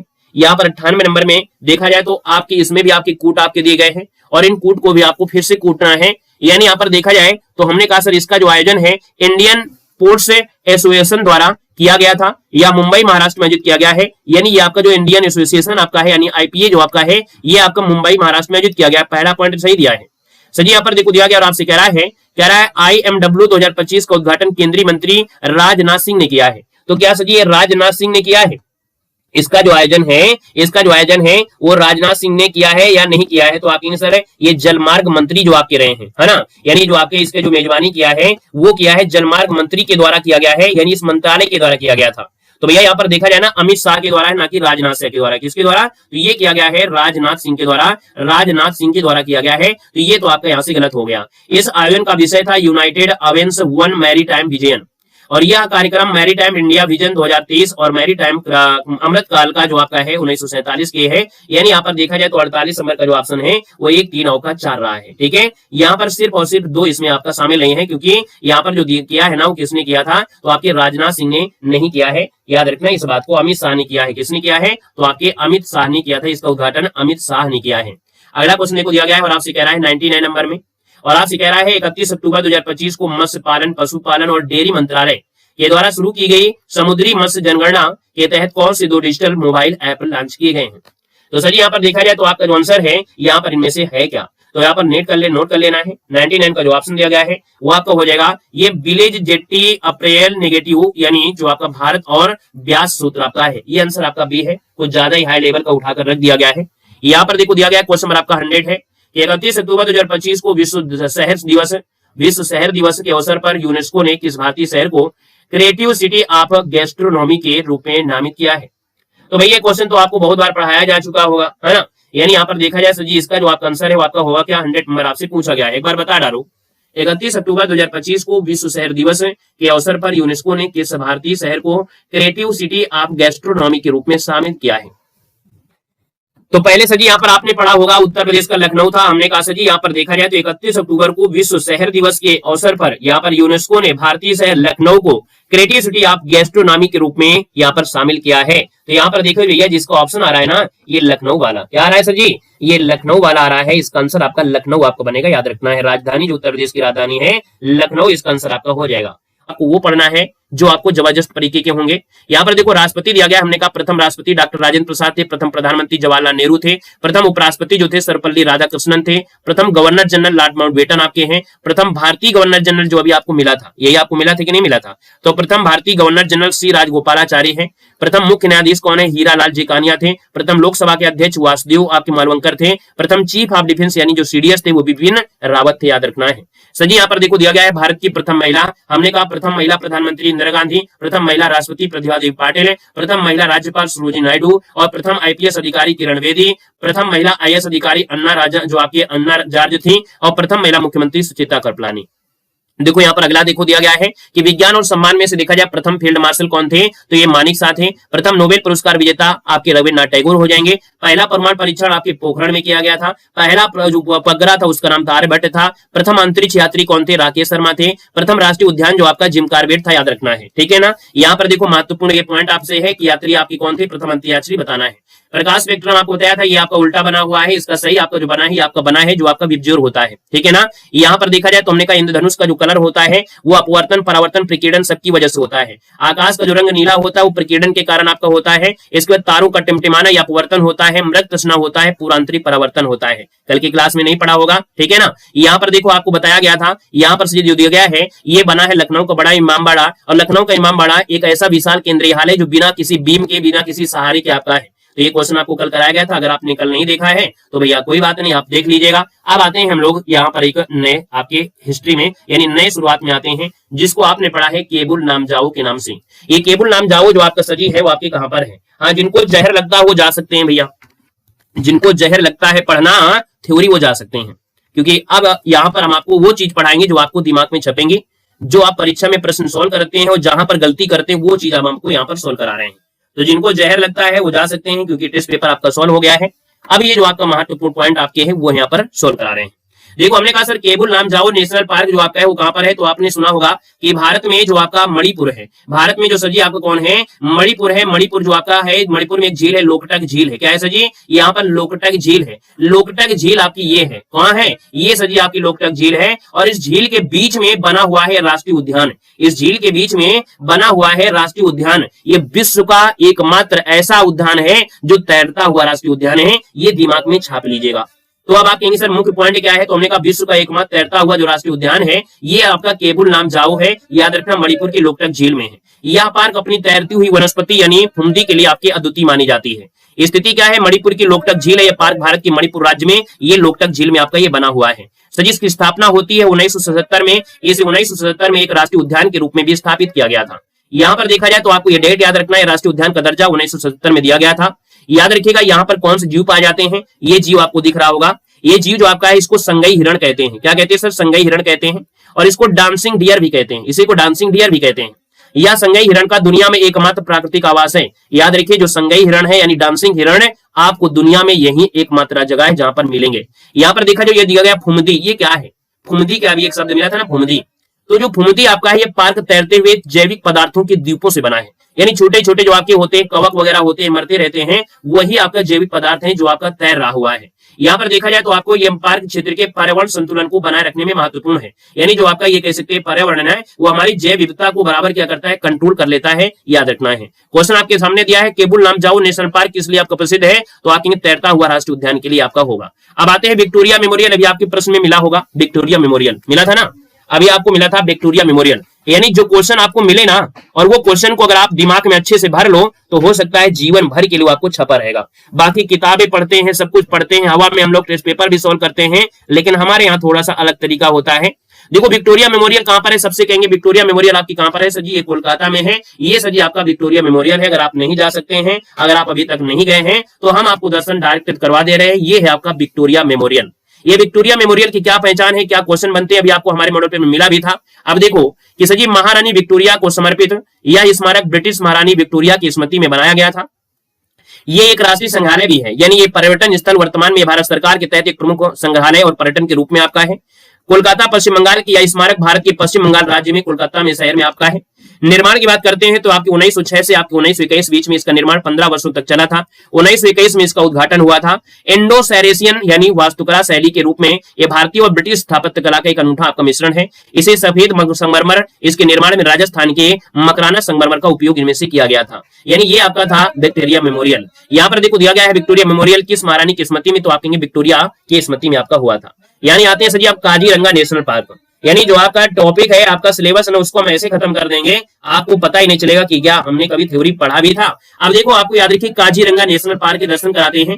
काजीरंगा नेशनल पार्क, उसमें ऐसा कोई आपको होमगार्ड के जैसे हमने सॉल्व कराया, तो होमगार्ड के मॉडल पेपर में ऐसा कोई आपका मॉडल पेपर हुआ ही नहीं अभी तक जिसमें क्वेश्चन आपका बनाना हो। तो यहाँ पर हम लोग यहाँ पर काजीरंगा नेशनल पार्क देखिए ये आपके सामने है, जो कि आपके दिमाग में हमेशा छपेगा। काजीरंगा नेशनल पार्क एक सिंह के गहने, ये आपका है ना एक सिंह का गहना है, इसके लिए जाना जाता है। तो इसमें देखेंगे सजी दिया गया है एक सिंह वाले गहने, ये विश्व प्रसिद्ध ये घर है। यह पार्क दुनिया भर में एक सिंह वाले गहनों की सबसे बड़ी आबादी के लिए जाना जाता है। ये जो असम में है ना ब्रह्मपुत्र नदी, ये जो आपकी है ना ये ब्रह्मपुत्र नदी आपकी है, और ये ब्रह्मपुत्र नदी के किनारे ये एक राष्ट्रीय उद्यान है जो भारत के असम राज्य में ब्रह्मपुत्र नदी के बाढ़ क्षेत्र में आपके स्थित है। यहाँ पर देखा जाए तो यूनेस्को के विश्व धरोहर स्थल में इसे 1985 में यूनेस्को द्वारा विश्व धरोहर के स्थल में शामिल किया गया था। यानी यहाँ पर देखा जाए जो आप कहेंगे सर ये जो आपका पार्क है ना, यानी जो आपका काजीरंगा नेशनल पार्क है, ये जो काजीरंगा नेशनल पार्क है ना, इसको 1985 में इसको ऐतिहासिक महत्व का दर्जा मिला, यानी यूनेस्को की धरोहर सूची में शामिल किया गया था। ये प्रमुख वन्यजीव की बात करते हैं तो यहाँ एक सींग वाले गैंडे के अलावा रॉयल बंगाल टाइगर, एशियाई हाथी और जंगली भैंस भी यहाँ पर आपके पाए जाते हैं। अब याद रखना ये जो आपका पार्क है ये 430 वर्ग किलोमीटर में विशाल क्षेत्र में फैला है, यानी अगले पॉइंट में कि इसको टाइगर रिजर्व का भी दर्जा मिला था। तो याद रखिएगा इस पार्क को 2006 में एक टाइगर रिजर्व का दर्जा भी घोषित हो गया है, याद रखना है। ठीक है सर, यहाँ पर आते हैं जिम कॉर्बेट। अब ले चलते हैं आपको यहाँ पर जिम कॉर्बेट, जो कि आप लोग हमेशा से पढ़ते हैं, भारत का पहला पार्क बताइएगा, है ना। ऐसा तो कोई नहीं है जिनको लगता हो कि हम आउट ऑफ सिलेबस पढ़ाते हैं, ऐसा कोई तो नहीं है। अगर आपको लगता हो ना तो आप किताब उठाकर देखिएगा, आपकी किताब में ये सब कुछ दिया है, एक ही जगह दिया गया होगा, लेकिन हम आपको एक एक टॉपिक को अच्छी तरीके से दिमाग में भरते हैं। और आपके दिमाग में भरने वाले बहुत अलग होते हैं कि देव सर अपना उल्टा सीधा पढ़ाते हैं, जो मर्जी होते हैं वो पढ़ाने लगते हैं, है ना। तो इसलिए हम कहते हैं कि आपके माइंड को एक ब्रेन वॉश, जो कहते हैं ना ब्रेन वॉश करते हैं, तो आपके माइंड को अगर ब्रेन वॉश किया है तो हमारी बात आपको अच्छी नहीं लगेगी, आप जो पढ़ेंगे वो भी आपको ना समझ में आएगा। अगर आपने माइंड को सेट कर लिया अच्छे से तो आपको द्वारा पढ़ाया हुआ हमारा वो अच्छी तरीके से आपको समझ में आएगा। अपनी किताब उठाइएगा, किसी के बहकावे में नहीं, आप किताब उठाइए और किताब में देखिए, आपकी किताब में सब चीज दिया गया है, ये आपका जो हम पढ़ा रहे हैं। देखो हमने कहा सर जी ये क्या है, आपका जिम कॉर्बेट नेशनल पार्क है। जिम कॉर्बेट नेशनल पार्क की बात करते हैं तो परिचय और इतिहास में हमने कहा भारत का सबसे पुराना राष्ट्रीय उद्यान है, भारत का सबसे पुराना उद्यान यही आपका जिम कॉर्बेट नेशनल पार्क है सर जी, याद रखना है। यहाँ पर याद रखिएगा कि ये उत्तराखंड राज्य का नैनीताल और पौड़ी गढ़वाल जिले में आपकी स्थित है। 1936 में जब इसकी स्थापना हुई थी तब इसका नाम दिया गया था हेली नेशनल पार्क। क्या सर जी, हेली नेशनल पार्क इसका नाम दिया गया था, याद रखना है। और याद रखना है 1957 में क्या हुआ, इसका नाम बदला गया और नाम कर दिया गया जिम कॉर्बेट नेशनल पार्क कर दिया गया था, याद रखना है। इसी के बाद देखा जाए तो यहीं से यहाँ पर देखा जाए तो 1973 में प्रोजेक्ट टाइगर की यहाँ से शुरुआत होती है, यानी भारत का पहला टाइगर रिजर्व। पूछे कि भारत का पहला जो टाइगर रिजर्व है वो आपके सर यही है। 1973 में प्रोजेक्ट टाइगर की शुरुआत सजी यहाँ पर हो जाती है। यहाँ पर देख सकते हैं जो आपका राष्ट्रीय उद्यान आपका है, यानी जो जिम कॉर्बेट नेशनल पार्क आपका है, तो हमने कहा ये रॉयल बंगाल टाइगर का निवास स्थान भी है। यहाँ हाथी, गिरण, तेंदुआ, 600 से अधिक पक्षी प्रजातियां भी पाई जाती है। आप देख सकते हैं चारों तरफ यहाँ हिरण भी है, यहाँ पर हाथी भी दिए हैं, आपको तेंदुआ भी आपको दिखाई देंगे, यहाँ पर सजी टाइगर साहब भी आपको दिख रहे हैं। और ये बह रही है आपकी कौन सी नदी, राम गंगा नदी। क्या बह रही है, ये बह रही है राम गंगा नदी है, और इस पार्क के बीच से होकर बहती, याद रखना है। इसलिए इसका वर्तमान में नाम भी आपको बदल गया है, नाम भी बदल गया है सर जी। क्या नाम बदल गया है आपका, जो राम गंगा नाम के नाम से हो गया है, ठीक है ना। इसका कुल क्षेत्रफल इतना आपका है और विविध वनस्पतियां मुख्य रूप से जैसे साल है, जंगल, घास के मैदान वगैरह यहाँ पर है। तो आपके सामने क्वेश्चन है कि Jim Corbett national park Bharat का पहला जो आपका है किससे संबंधित एक राष्ट्रीय उद्यान है। अब आपको ये क्वेश्चन कमेंट में करना है कि जिम कॉर्बेट नेशनल पार्क जो भारत का पहला है ये किससे संबंधित राष्ट्रीय पार्क है। आपका हाथी परियोजना, पक्षी अभ्यारण्य, टाइगर रिजर्व या बायोस्फीयर रिजर्व, इसका जवाब आपको कमेंट करना है, ठीक है ना। सर जी यहाँ पर देखो अगला पॉइंट दिया गया है ताजमहल, जिसे प्रेम की एक अमर निशानी जानते हैं, और हमें लगता है कि आप सभी लोग यहाँ पर जानते होंगे, ताजमहल के बारे में सब लोग जानते होंगे। तो हमने कहा सब लोग जानते हैं, तो देखो ये ताजमहल आ गया है जिसको आप लोग सपने में देखते हैं, मार्केट में जाते हैं तो आप गिफ्ट देते हैं। हमने कहा सब ताजमहल देखो कितना अच्छी तरीके से बना है। याद रखना ये आपकी यमुना नदी है, ये देखो यमुना नदी के किनारे है, यानी ताजमहल यमुना नदी के किनारे बना है। याद रखना 4 मीनारें इस प्रकार से बनी है, यानी इस प्रकार से 4 मीनारें आपकी बनी हुई है, और ये इसका मुख्य गुंबद है। देखो हल्का हल्का धूलिम हो रहा है, यानी हल्का हल्का क्या हो रहा है, ये धूमिल हो रहा है, क्योंकि जो हमारे वायुमंडल में जो आपकी गैसें हैं, सल्फर डाइऑक्साइड क्या है, यहाँ पर जो आपकी सल्फर डाइऑक्साइड आपकी सल्फर डाइऑक्साइड है, उसकी वजह से क्या हो रहा है, भद्दा हो रहा है। अब यहाँ पर देखा जाए तो इसमें से निर्माण और इतिहास के बारे में आते हैं। हमने कहा इसको बनवाया किसने था सर जी, आपके शाहजहां ने बनवाया था, अपनी पत्नी मुमताज महल की स्मृति में बनवाया था। निर्माण की अवधि आपकी देखा जाए 1632 से आपके 1653 तक समय लगा था, यानी पूरा होने में लगभग 21 वर्ष यहाँ पर लगा था। मुख्य वास्तुकार जो आपके थे सर जी उस्ताद अहमद लाहौरी थे, और इस भव्य संरचना के प्रमुख जो डिजाइनर आपके थे, आपके लाहौरी थे, याद रखना है। यहाँ पर याद रखना है वास्तुकला और वैश्विक मान्यता मिली, यानी विश्व धरोहर में 1983 में इसको यूनेस्को का द्वारा मान्यता मिल जाती है। दुनिया के 7 अजूबों में इसको स्थान दे दिया जाता है, और अद्वितीय स्थापत्य शैली यानी मुगल, फारसी, तुर्की शैली का ये मिश्रण है जो सफेद संगमरमर से आपका बना है। क्वेश्चन आपके सामने है कि ताजमहल का निर्माण किस मुगल शासक ने करवाया था। एक बार कमेंट बॉक्स में कमेंट कर दीजिएगा कि ताजमहल का निर्माण सजी किस शासक ने करवाया।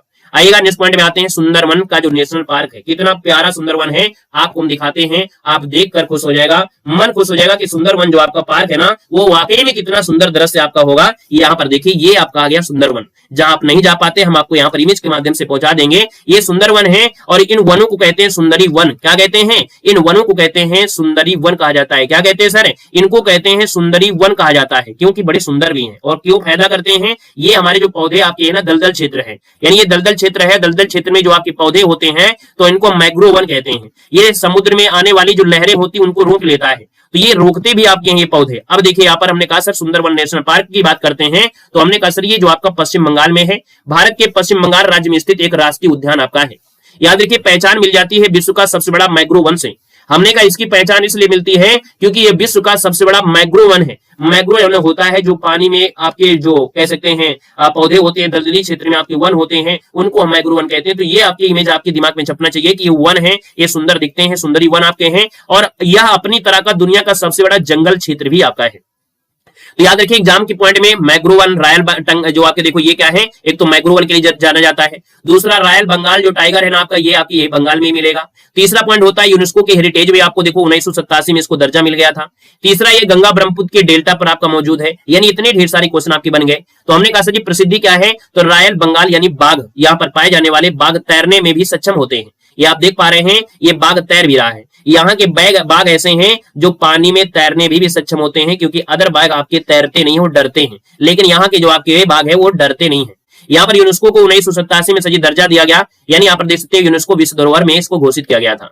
ये कहां पर स्थित है, तो हमने कहा सर ये जो आपकी नदियां वगैरह हैं, ये गंगा ब्रह्मपुत्र का जो डेल्टा दुनिया का सबसे बड़ा डेल्टा है वहीं पर आपका है, यानी ये पार्क दुनिया में सबसे बड़े डेल्टा क्षेत्र के में स्थित आपका है। तो क्या है, हमने कहा सर क्वेश्चन है सुंदरवन नेशनल पार्क किस राज्य में आपका है, तो सुंदरवन नेशनल पार्क सजी कहां पर है, ये आपको कमेंट करना है, ठीक है ना। सजी आते हैं नेक्स्ट पॉइंट में, कह रहा सजी पृथ्वी की जो आंतरिक संरचना है, यानी हमने कहा जी जो पृथ्वी की आंतरिक संरचना है ये आपकी काट ले लिया गया है। हमने यहां से क्वेश्चन आपको बताया था कि बहुत प्यारे क्वेश्चन बनते हैं। अब आपके दिमाग में जो डाउट होते हैं ना, ये डाउट आज आपको पूरे कंफर्म हो जाएंगे। यहाँ पर देखो हमने कहा जी पृथ्वी की आंतरिक संरचना की बात करते हैं, तो देखो सबसे बाहरी परत जो आपकी है उसे बोलते हैं भू प्रॉपर्टी, इसी को इंग्लिश में बोलते हैं क्रस्ट। यानी जो बाहरी वाली परत है ना, ये वाली परत आपकी है, इसको भू प्रॉपर्टी बोलते हैं, और यही आपकी होती है, इसको क्रस्ट कहते हैं। इसकी मोटाई की बात करते हैं, महाद्वीपों में जो आपकी होती है वो 30 से क्या होती है 70 किलोमीटर, यानी महाद्वीप जहां पर मिट्टी है और जहां पर सजी पानी है, गहरे गड्ढे हैं, तो वहां पर इसकी मोटाई आपकी 5 से 10 किलोमीटर ही आपको मिलेगी। हमने कहा सर जी यहाँ पर जो पाई जाती है वो क्या पाई जाती है, हमने कहा इसको बोलते हैं सियाल। क्या बोलते हैं, सियाल। यानी ऊपर वाली जो पट्टी होती है, ये वाली जो क्रस्ट होती है, इसमें पाया जाता है सियाल। यानी सिलिका मिलेगी, यानी आपकी बालू होगी, और सर जी आपका एल्युमिनियम। तो सिलिकॉन और आपका एल्युमिनियम, यानी मुख्य रूप से सिलिकॉन और एल्युमिनियम से बनी आपकी होती है जो आपकी परत होती है भू प्रॉपर्टी। तो ये दिमाग में आपका भर गया कि नहीं हो गया। इसके बाद यहाँ पर हम क्या करते हैं, जाते हैं बीच वाले पॉइंट में, ये वाली जो आपकी परत यहाँ से आपको मिलेगी, ये वाली परत, तो ये वाली परत को बोलते हैं मेंटल। यानी मेंटल क्या होता है, भू प्रॉपर्टी के नीचे, भू प्रॉपर्टी के नीचे लगभग इसकी जो मोटाई है लगभग 2900 किलोमीटर ये होता है। मैग्मा का मुख्य स्रोत यही है, यानी मैग्मा जो आपका होता है मुख्य स्रोत आपका मेंटल ही माना जाता है, याद रखना है। तो हमने कहा सर जी इसमें क्या पाया जाता है, कौन से तत्व, जैसे आपके भू क्रस्ट में या क्रस्ट में आपका सियाल और यहाँ पर एल्युमिनियम था, तो सर जी वैसे यहाँ पर मेंटल वाले में क्या मिलता है, तो हमने कहा सर इसमें मिलता है सीमा। सीमा मतलब होता है सिलिका मिलती है और मैग्नीशियम मिलता है, यानी मेटल मुख्य रूप से सिलिकॉन और मैग्नीशियम से बना हुआ होता है। तो ये भी आपका हो गया।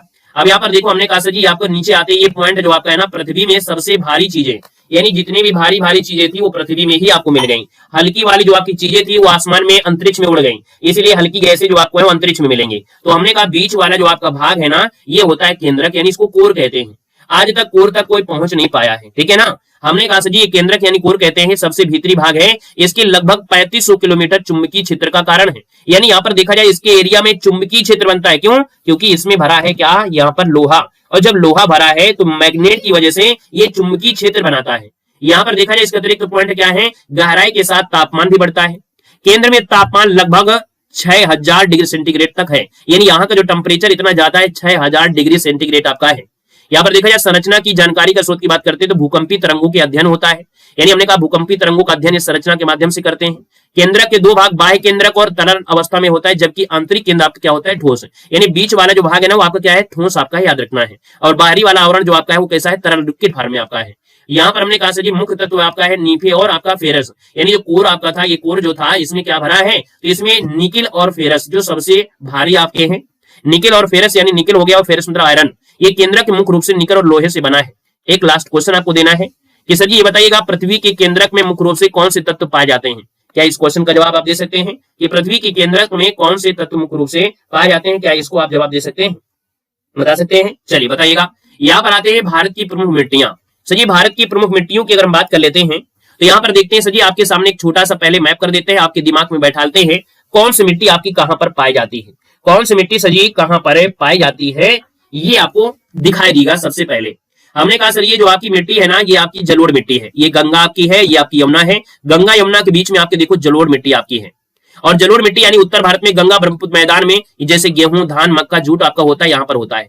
देखो ये काली मिट्टी आपकी है, यहां से देखो ये स्टार्ट होती है काली मिट्टी, यहां से लेके यहां तक आपको काली मिट्टी दिख रही है कि नहीं दिख रही है, ये काली मिट्टी है। और भैया याद रखना जो आपकी काली मिट्टी होती है ना, ये आपकी किसके लिए होती है, तो काली मिट्टी को रेगुन मिट्टी कहते हैं, इसको यहां से ले आइएगा, ठीक है। ये जो आपका जुड़ा है इसको यहां से ले आते हैं, याद रखना काली मिट्टी को यहां से हम लोग ले आते हैं, तो काली मिट्टी को रेगुन मिट्टी कहते हैं। और ये दक्कन का पठार यानी ये क्षेत्र जो है ना, ये दक्कन के पठार में आता है, ये नमी धारण की क्षमता अधिक रखता है, कपास ज्वार बाजरा तिल इसमें से आपके होते हैं। वहीं पर अगर बात करते हैं सर जी आपकी लैटेराइट मिट्टी, तो देखो ये लैटेराइट मिट्टी है जो केरल का तटीय एरिया है, यानी केरल का जो तटीय एरिया है लैटेराइट मिट्टी है। यहाँ पर देखा जाए तो आपकी जैसे कॉफी चाय नारियल आदि के लिए जिम्मेदार होता है जो केरल एरिया है। यहाँ पर लाल मिट्टी आप देख रहे होंगे, ये सर जी लाल मिट्टी है। लाल मिट्टी यहाँ पर देखा जाए तो तमिलनाडु कर्नाटक उड़ीसा है ना, यहाँ पर रागी ज्वार मूंगफली आपकी होती है। यहाँ पर देखा जाए तो बचता है मरुस्थली मिट्टी जो आपके राजस्थान में है, ये मरुस्थली आपकी मिट्टी आपकी हो जाएगी, है ना। हमने कहा यहाँ पर राजस्थान गुजरात में आपको मरुस्थली मिल जाएगी, जैसे बाजरा ज्वार यानी मोटे अनाज के लिए होता है। हम बात करते हैं आपके ऊपर एरिया में जो पहाड़ी एरिया है पर्वतीय एरिया है, तो पर्वतीय एरिया में देखा जाए तो आपके जैसे हिमालय क्षेत्र है, यहाँ पर सेब है ना, ये चीजें आपकी ज्यादा होती है, सेब आपकी होती है। वैसे चाय मक्का को तो हो जाता है लेकिन सेब ज्यादा होता है, ठीक है ना। तो ये भी आपके दिमाग में लगभग छप गया होगा, ठीक है ना। यहाँ पर क्वेश्चन करना है कपास की खेती के लिए सबसे उपयुक्त मिट्टी जो आपकी इनमें से क्या हो जाएगी, इसका जवाब देना है। एक लास्ट पॉइंट आपको बचता है जो संविधान आपका है, संविधान की पुस्तक से आपसे जो पॉइंट होंगे, तो हमने कहा सर जी ये बताइएगा यहाँ पर जो दिया गया है नई दिल्ली में सुरक्षित, देखिए जो आपकी संविधान की पुस्तक है, तो याद रखिए संविधान की पुस्तक को जो सुरक्षित रखा गया है, कहां रखा गया है, तो नई दिल्ली में सुरक्षित है, यानी भारत का मूल संविधान नई दिल्ली में संसद भवन के पुस्तकालय में रखा गया है। हीलियम गैस के संरक्षण से, यानी हीलियम गैस का है इसको खराब नहीं होने देती है, इसको हीलियम गैस इसको खराब नहीं होने देती है, यानी इसकी नमी को बचाए रखती है, इसलिए इस पुस्तक को हीलियम गैस के भरे एक विशेष डिब्बे में यहाँ पर रख दिया गया है। याद रखना है संसद सचिवालय की जिम्मेदारी है, यानी मूल संविधान को सुरक्षित रखने का जो कार्य है वो संसद सचिवालय के द्वारा किया जाता है। वहीं पर हमने कहा सर जी ये जो आपकी पुस्तक आपकी है वो हिंदी और अंग्रेजी में उपलब्ध है। मूल संविधान की जो पांडुलिपियां हैं हिंदी और अंग्रेजी दोनों भाषाओं में लिखी गई थी। यहाँ पर याद रखना है भारत का मूल संविधान कहां पर सुरक्षित है, क्या इसका जवाब आप कमेंट में कमेंट कर सकते हैं। अगर कमेंट कर सकते हैं तो एक बार जरूर कमेंट कर दीजिएगा सर जी आपका जो ये संविधान की पुस्तक वो आपकी कहां पर है, कमेंट कर दीजिएगा। आते हैं सर जी हम लोग रविन्द्रनाथ टैगोर से, यानी सर जी रविन्द्रनाथ टैगोर की अगर बात करते हैं तो अब हम लोग यहाँ पर जो पढ़ेंगे ना वो एक एक ऐसे व्यक्ति से पढ़ेंगे जो आप पेपर में पढ़ते हैं, यानी आप जब टेस्ट पेपर सॉल्व करते हैं ना तो टेस्ट पेपर में आपसे मिलेगा कि पहला नोबेल पुरस्कार किसको मिला, गीतांजलि के लोग किसका मिला, यानी वो हर चीज आपके दिमाग में सेट कर देना है, एक एक व्यक्ति से लेना है। जैसे हमने यहाँ पर कोई व्यक्ति को लिया, जैसे हमने एनी बेसेंट को लिया, एनी बेसेंट से बनने वाले जो भी पॉइंट आपके होंगे वो सर जी सभी पॉइंट आपके होंगे, तो इसको हम अलग से पढ़ेंगे। यानी ये जो आपके प्रमुख व्यक्तित्व आपके हैं, ये व्यक्तित्व से हर एक व्यक्ति से एक क्वेश्चन बनेगा, इस बात को याद रखना है। यानी हमने कहा सर हर एक व्यक्ति से यहाँ पर क्वेश्चन बनेंगे, याद रखना है। रविन्द्रनाथ टैगोर से भी आपको मॉडल पेपर मिलता है, यहाँ पर एनी बेसेंट से भी आपको मिलेगा, यहाँ पर मदन मोहन मालवीय से मिलता है, यहाँ पर गोपाल कृष्ण गोखले से भी मिलेगा। ऐसा कोई भी पॉइंट नहीं है जो आपको ना मिले सर जी, याद रखना है, ठीक है ना। तो आज की क्लास हम लोग यही रखते हैं, है ना। बाकी काफी चीज हमने कर दिया है, तो कहो तो हम कल की वाली क्लास का जो रिकॉल है वो आपको करवा देते हैं, यानी कल की वाली क्लास को रिकॉल कर देते हैं। जो लोग बफरिंग की वजह से चले गए थे तो उसको भी यहाँ पर कर देते हैं, 5 मिनट में खत्म हो जाएगा। हमने कहा पृथ्वी की वायुमंडल है, वायुमंडल में 5 परतें होती हैं, क्षोभ मंडल, समताप मंडल, मध्य मंडल और आपका ताप मंडल, और आपका होता है बहिर्मंडल। और हमने कहा था सर जी क्षोभ मंडल में वो घटनाएं घटित होती हैं, यानी जो पृथ्वी में होता है पास में क्षोभ मंडल है, यहाँ पर बादल वर्षा तूफान आना, ये सर जी आपकी क्षोभ मंडल में इसको बोलते हैं ट्रोपोस्फेयर। वहीं पर जब आप ऊपर जाते हैं तो समताप मंडल आता है, सम मतलब बराबर, ताप मतलब टेम्परेचर, यानी ये मंडल ऐसा है जहां पर ताप बराबर होता है, यहाँ पर वायुयान चलते हैं, क्योंकि यहाँ पर तापमान क्या होता है, इक्वलिटी होती है, समानता होती है, यहाँ पर कोई प्रकार का बवाल नहीं होता है कि यहाँ तूफान आ रहा है आंधी आ रही है, ये समताप हो गया। ये जीवन रक्षक ओजोन परत यहाँ पर है, यानी O3 जो आपकी ओजोन रेखा है वो आपकी यहाँ पर आपकी याद रखना है।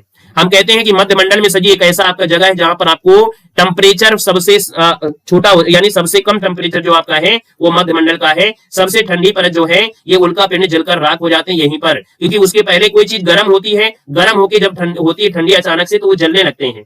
तो याद रखना ये ताप मंडल है, इसको बोलते हैं आयन मंडल। क्या बोलते हैं? आयन मंडल। यानी जितना भी टेम्परेचर आपका होता है वो यहीं पर मिल जाता है। यहाँ पर रेडियो तरंगे जो आपकी जाती हैं, टकराती हैं, वापस आपकी आती हैं। तो ये अगर मंडल ना होता तो रेडियो आपकी जो तरंगे हैं वो आपकी काम न करती। तो इसमें आयन मंडल शामिल है जो रेडियो तरंगों को परिवर्तित कर देता है। लास्ट में आता है बहिर्मंडल, जिसको बोलते हैं स्पेसफेयर।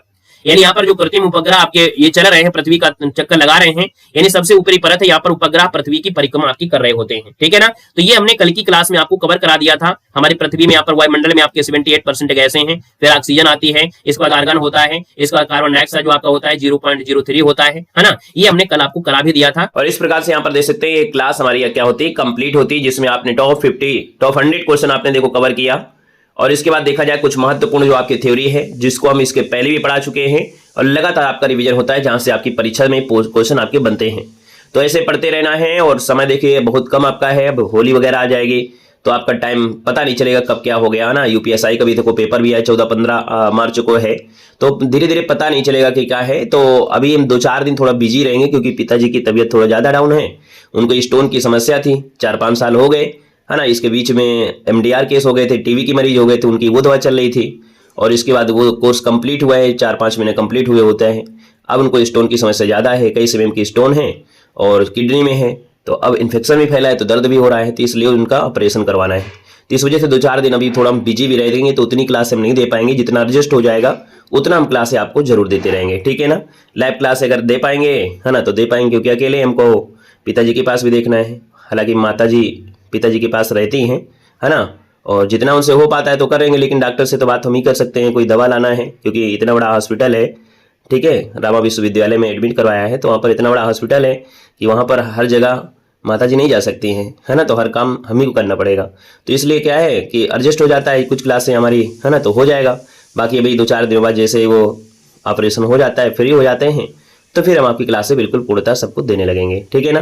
पहले देखो हमारी समस्या थी सर्वाइकल की, वो समस्या तो बनी बनी है, अब उससे बड़ी समस्या पिताजी की हो गई है ना। ये चक्र का कहते हैं ना पहिया है, और ये हमेशा घूमता रहता है, कभी सुखी है ना, कभी दुखी, कभी सुख कभी दुख, ये तो आता रहता है, सबके ऊपर डिपेंड होता है, सबके ऊपर भी आता है, ऐसा नहीं कि हमारे ऊपर हो, और सबके ऊपर ये होता है, कभी सुख कभी दुख है ना, ये चलता रहता है, और जिम्मेदारियां निभाना ही पड़ता है। ठीक है ना? और जो जिम्मेदारी निभाता है भाई टीचर होने के नाते इतना तो हमें करना ही पड़ता है। क्लियर है? और भाई हम टीचर ही नहीं, मान लो अगर और कोई भी होता तो भी करते हैं, हालांकि कुछ लोग होते कहते जाओ हमसे क्या मतलब है, अपना देखो जाके, है कि नहीं? तो ये हमें तो करना ही पड़ेगा। ठीक है? और आप लोगों में भी होंगे तो आप लोग भी ऐसा करिएगा हमेशा, क्योंकि माता पिता ही सर्वोपरि होते हैं, इनके बिना सब कुछ अधूरा रहता है। कमियां तब खलती हैं जब अपने बीच में होते नहीं हैं, है ना। जब तक जीवित रहते हैं लोग कभी कभी कदर नहीं करते अपने माता पिता की, लेकिन जब अपने बीच नहीं रह जाते हैं तब उन्हीं को याद करते हैं, फिर होते हैं कि नहीं माँ बाप पहले थे कैसे थे, भले ही कैसे भी थे, है ना। तो इसलिए जिम्मेदारियों के साथ ही संसार जुड़ा हुआ है, जिम्मेदारी साथ निभाना है। तो चलिए फिर 2-4 दिनों के बाद एडजस्ट करते हैं धीरे धीरे, इसके बाद आपकी क्लासेस हम आपको देने लगेंगे। ठीक है? चलिए, धन्यवाद सभी को, जय हिंद, वंदे मातरम।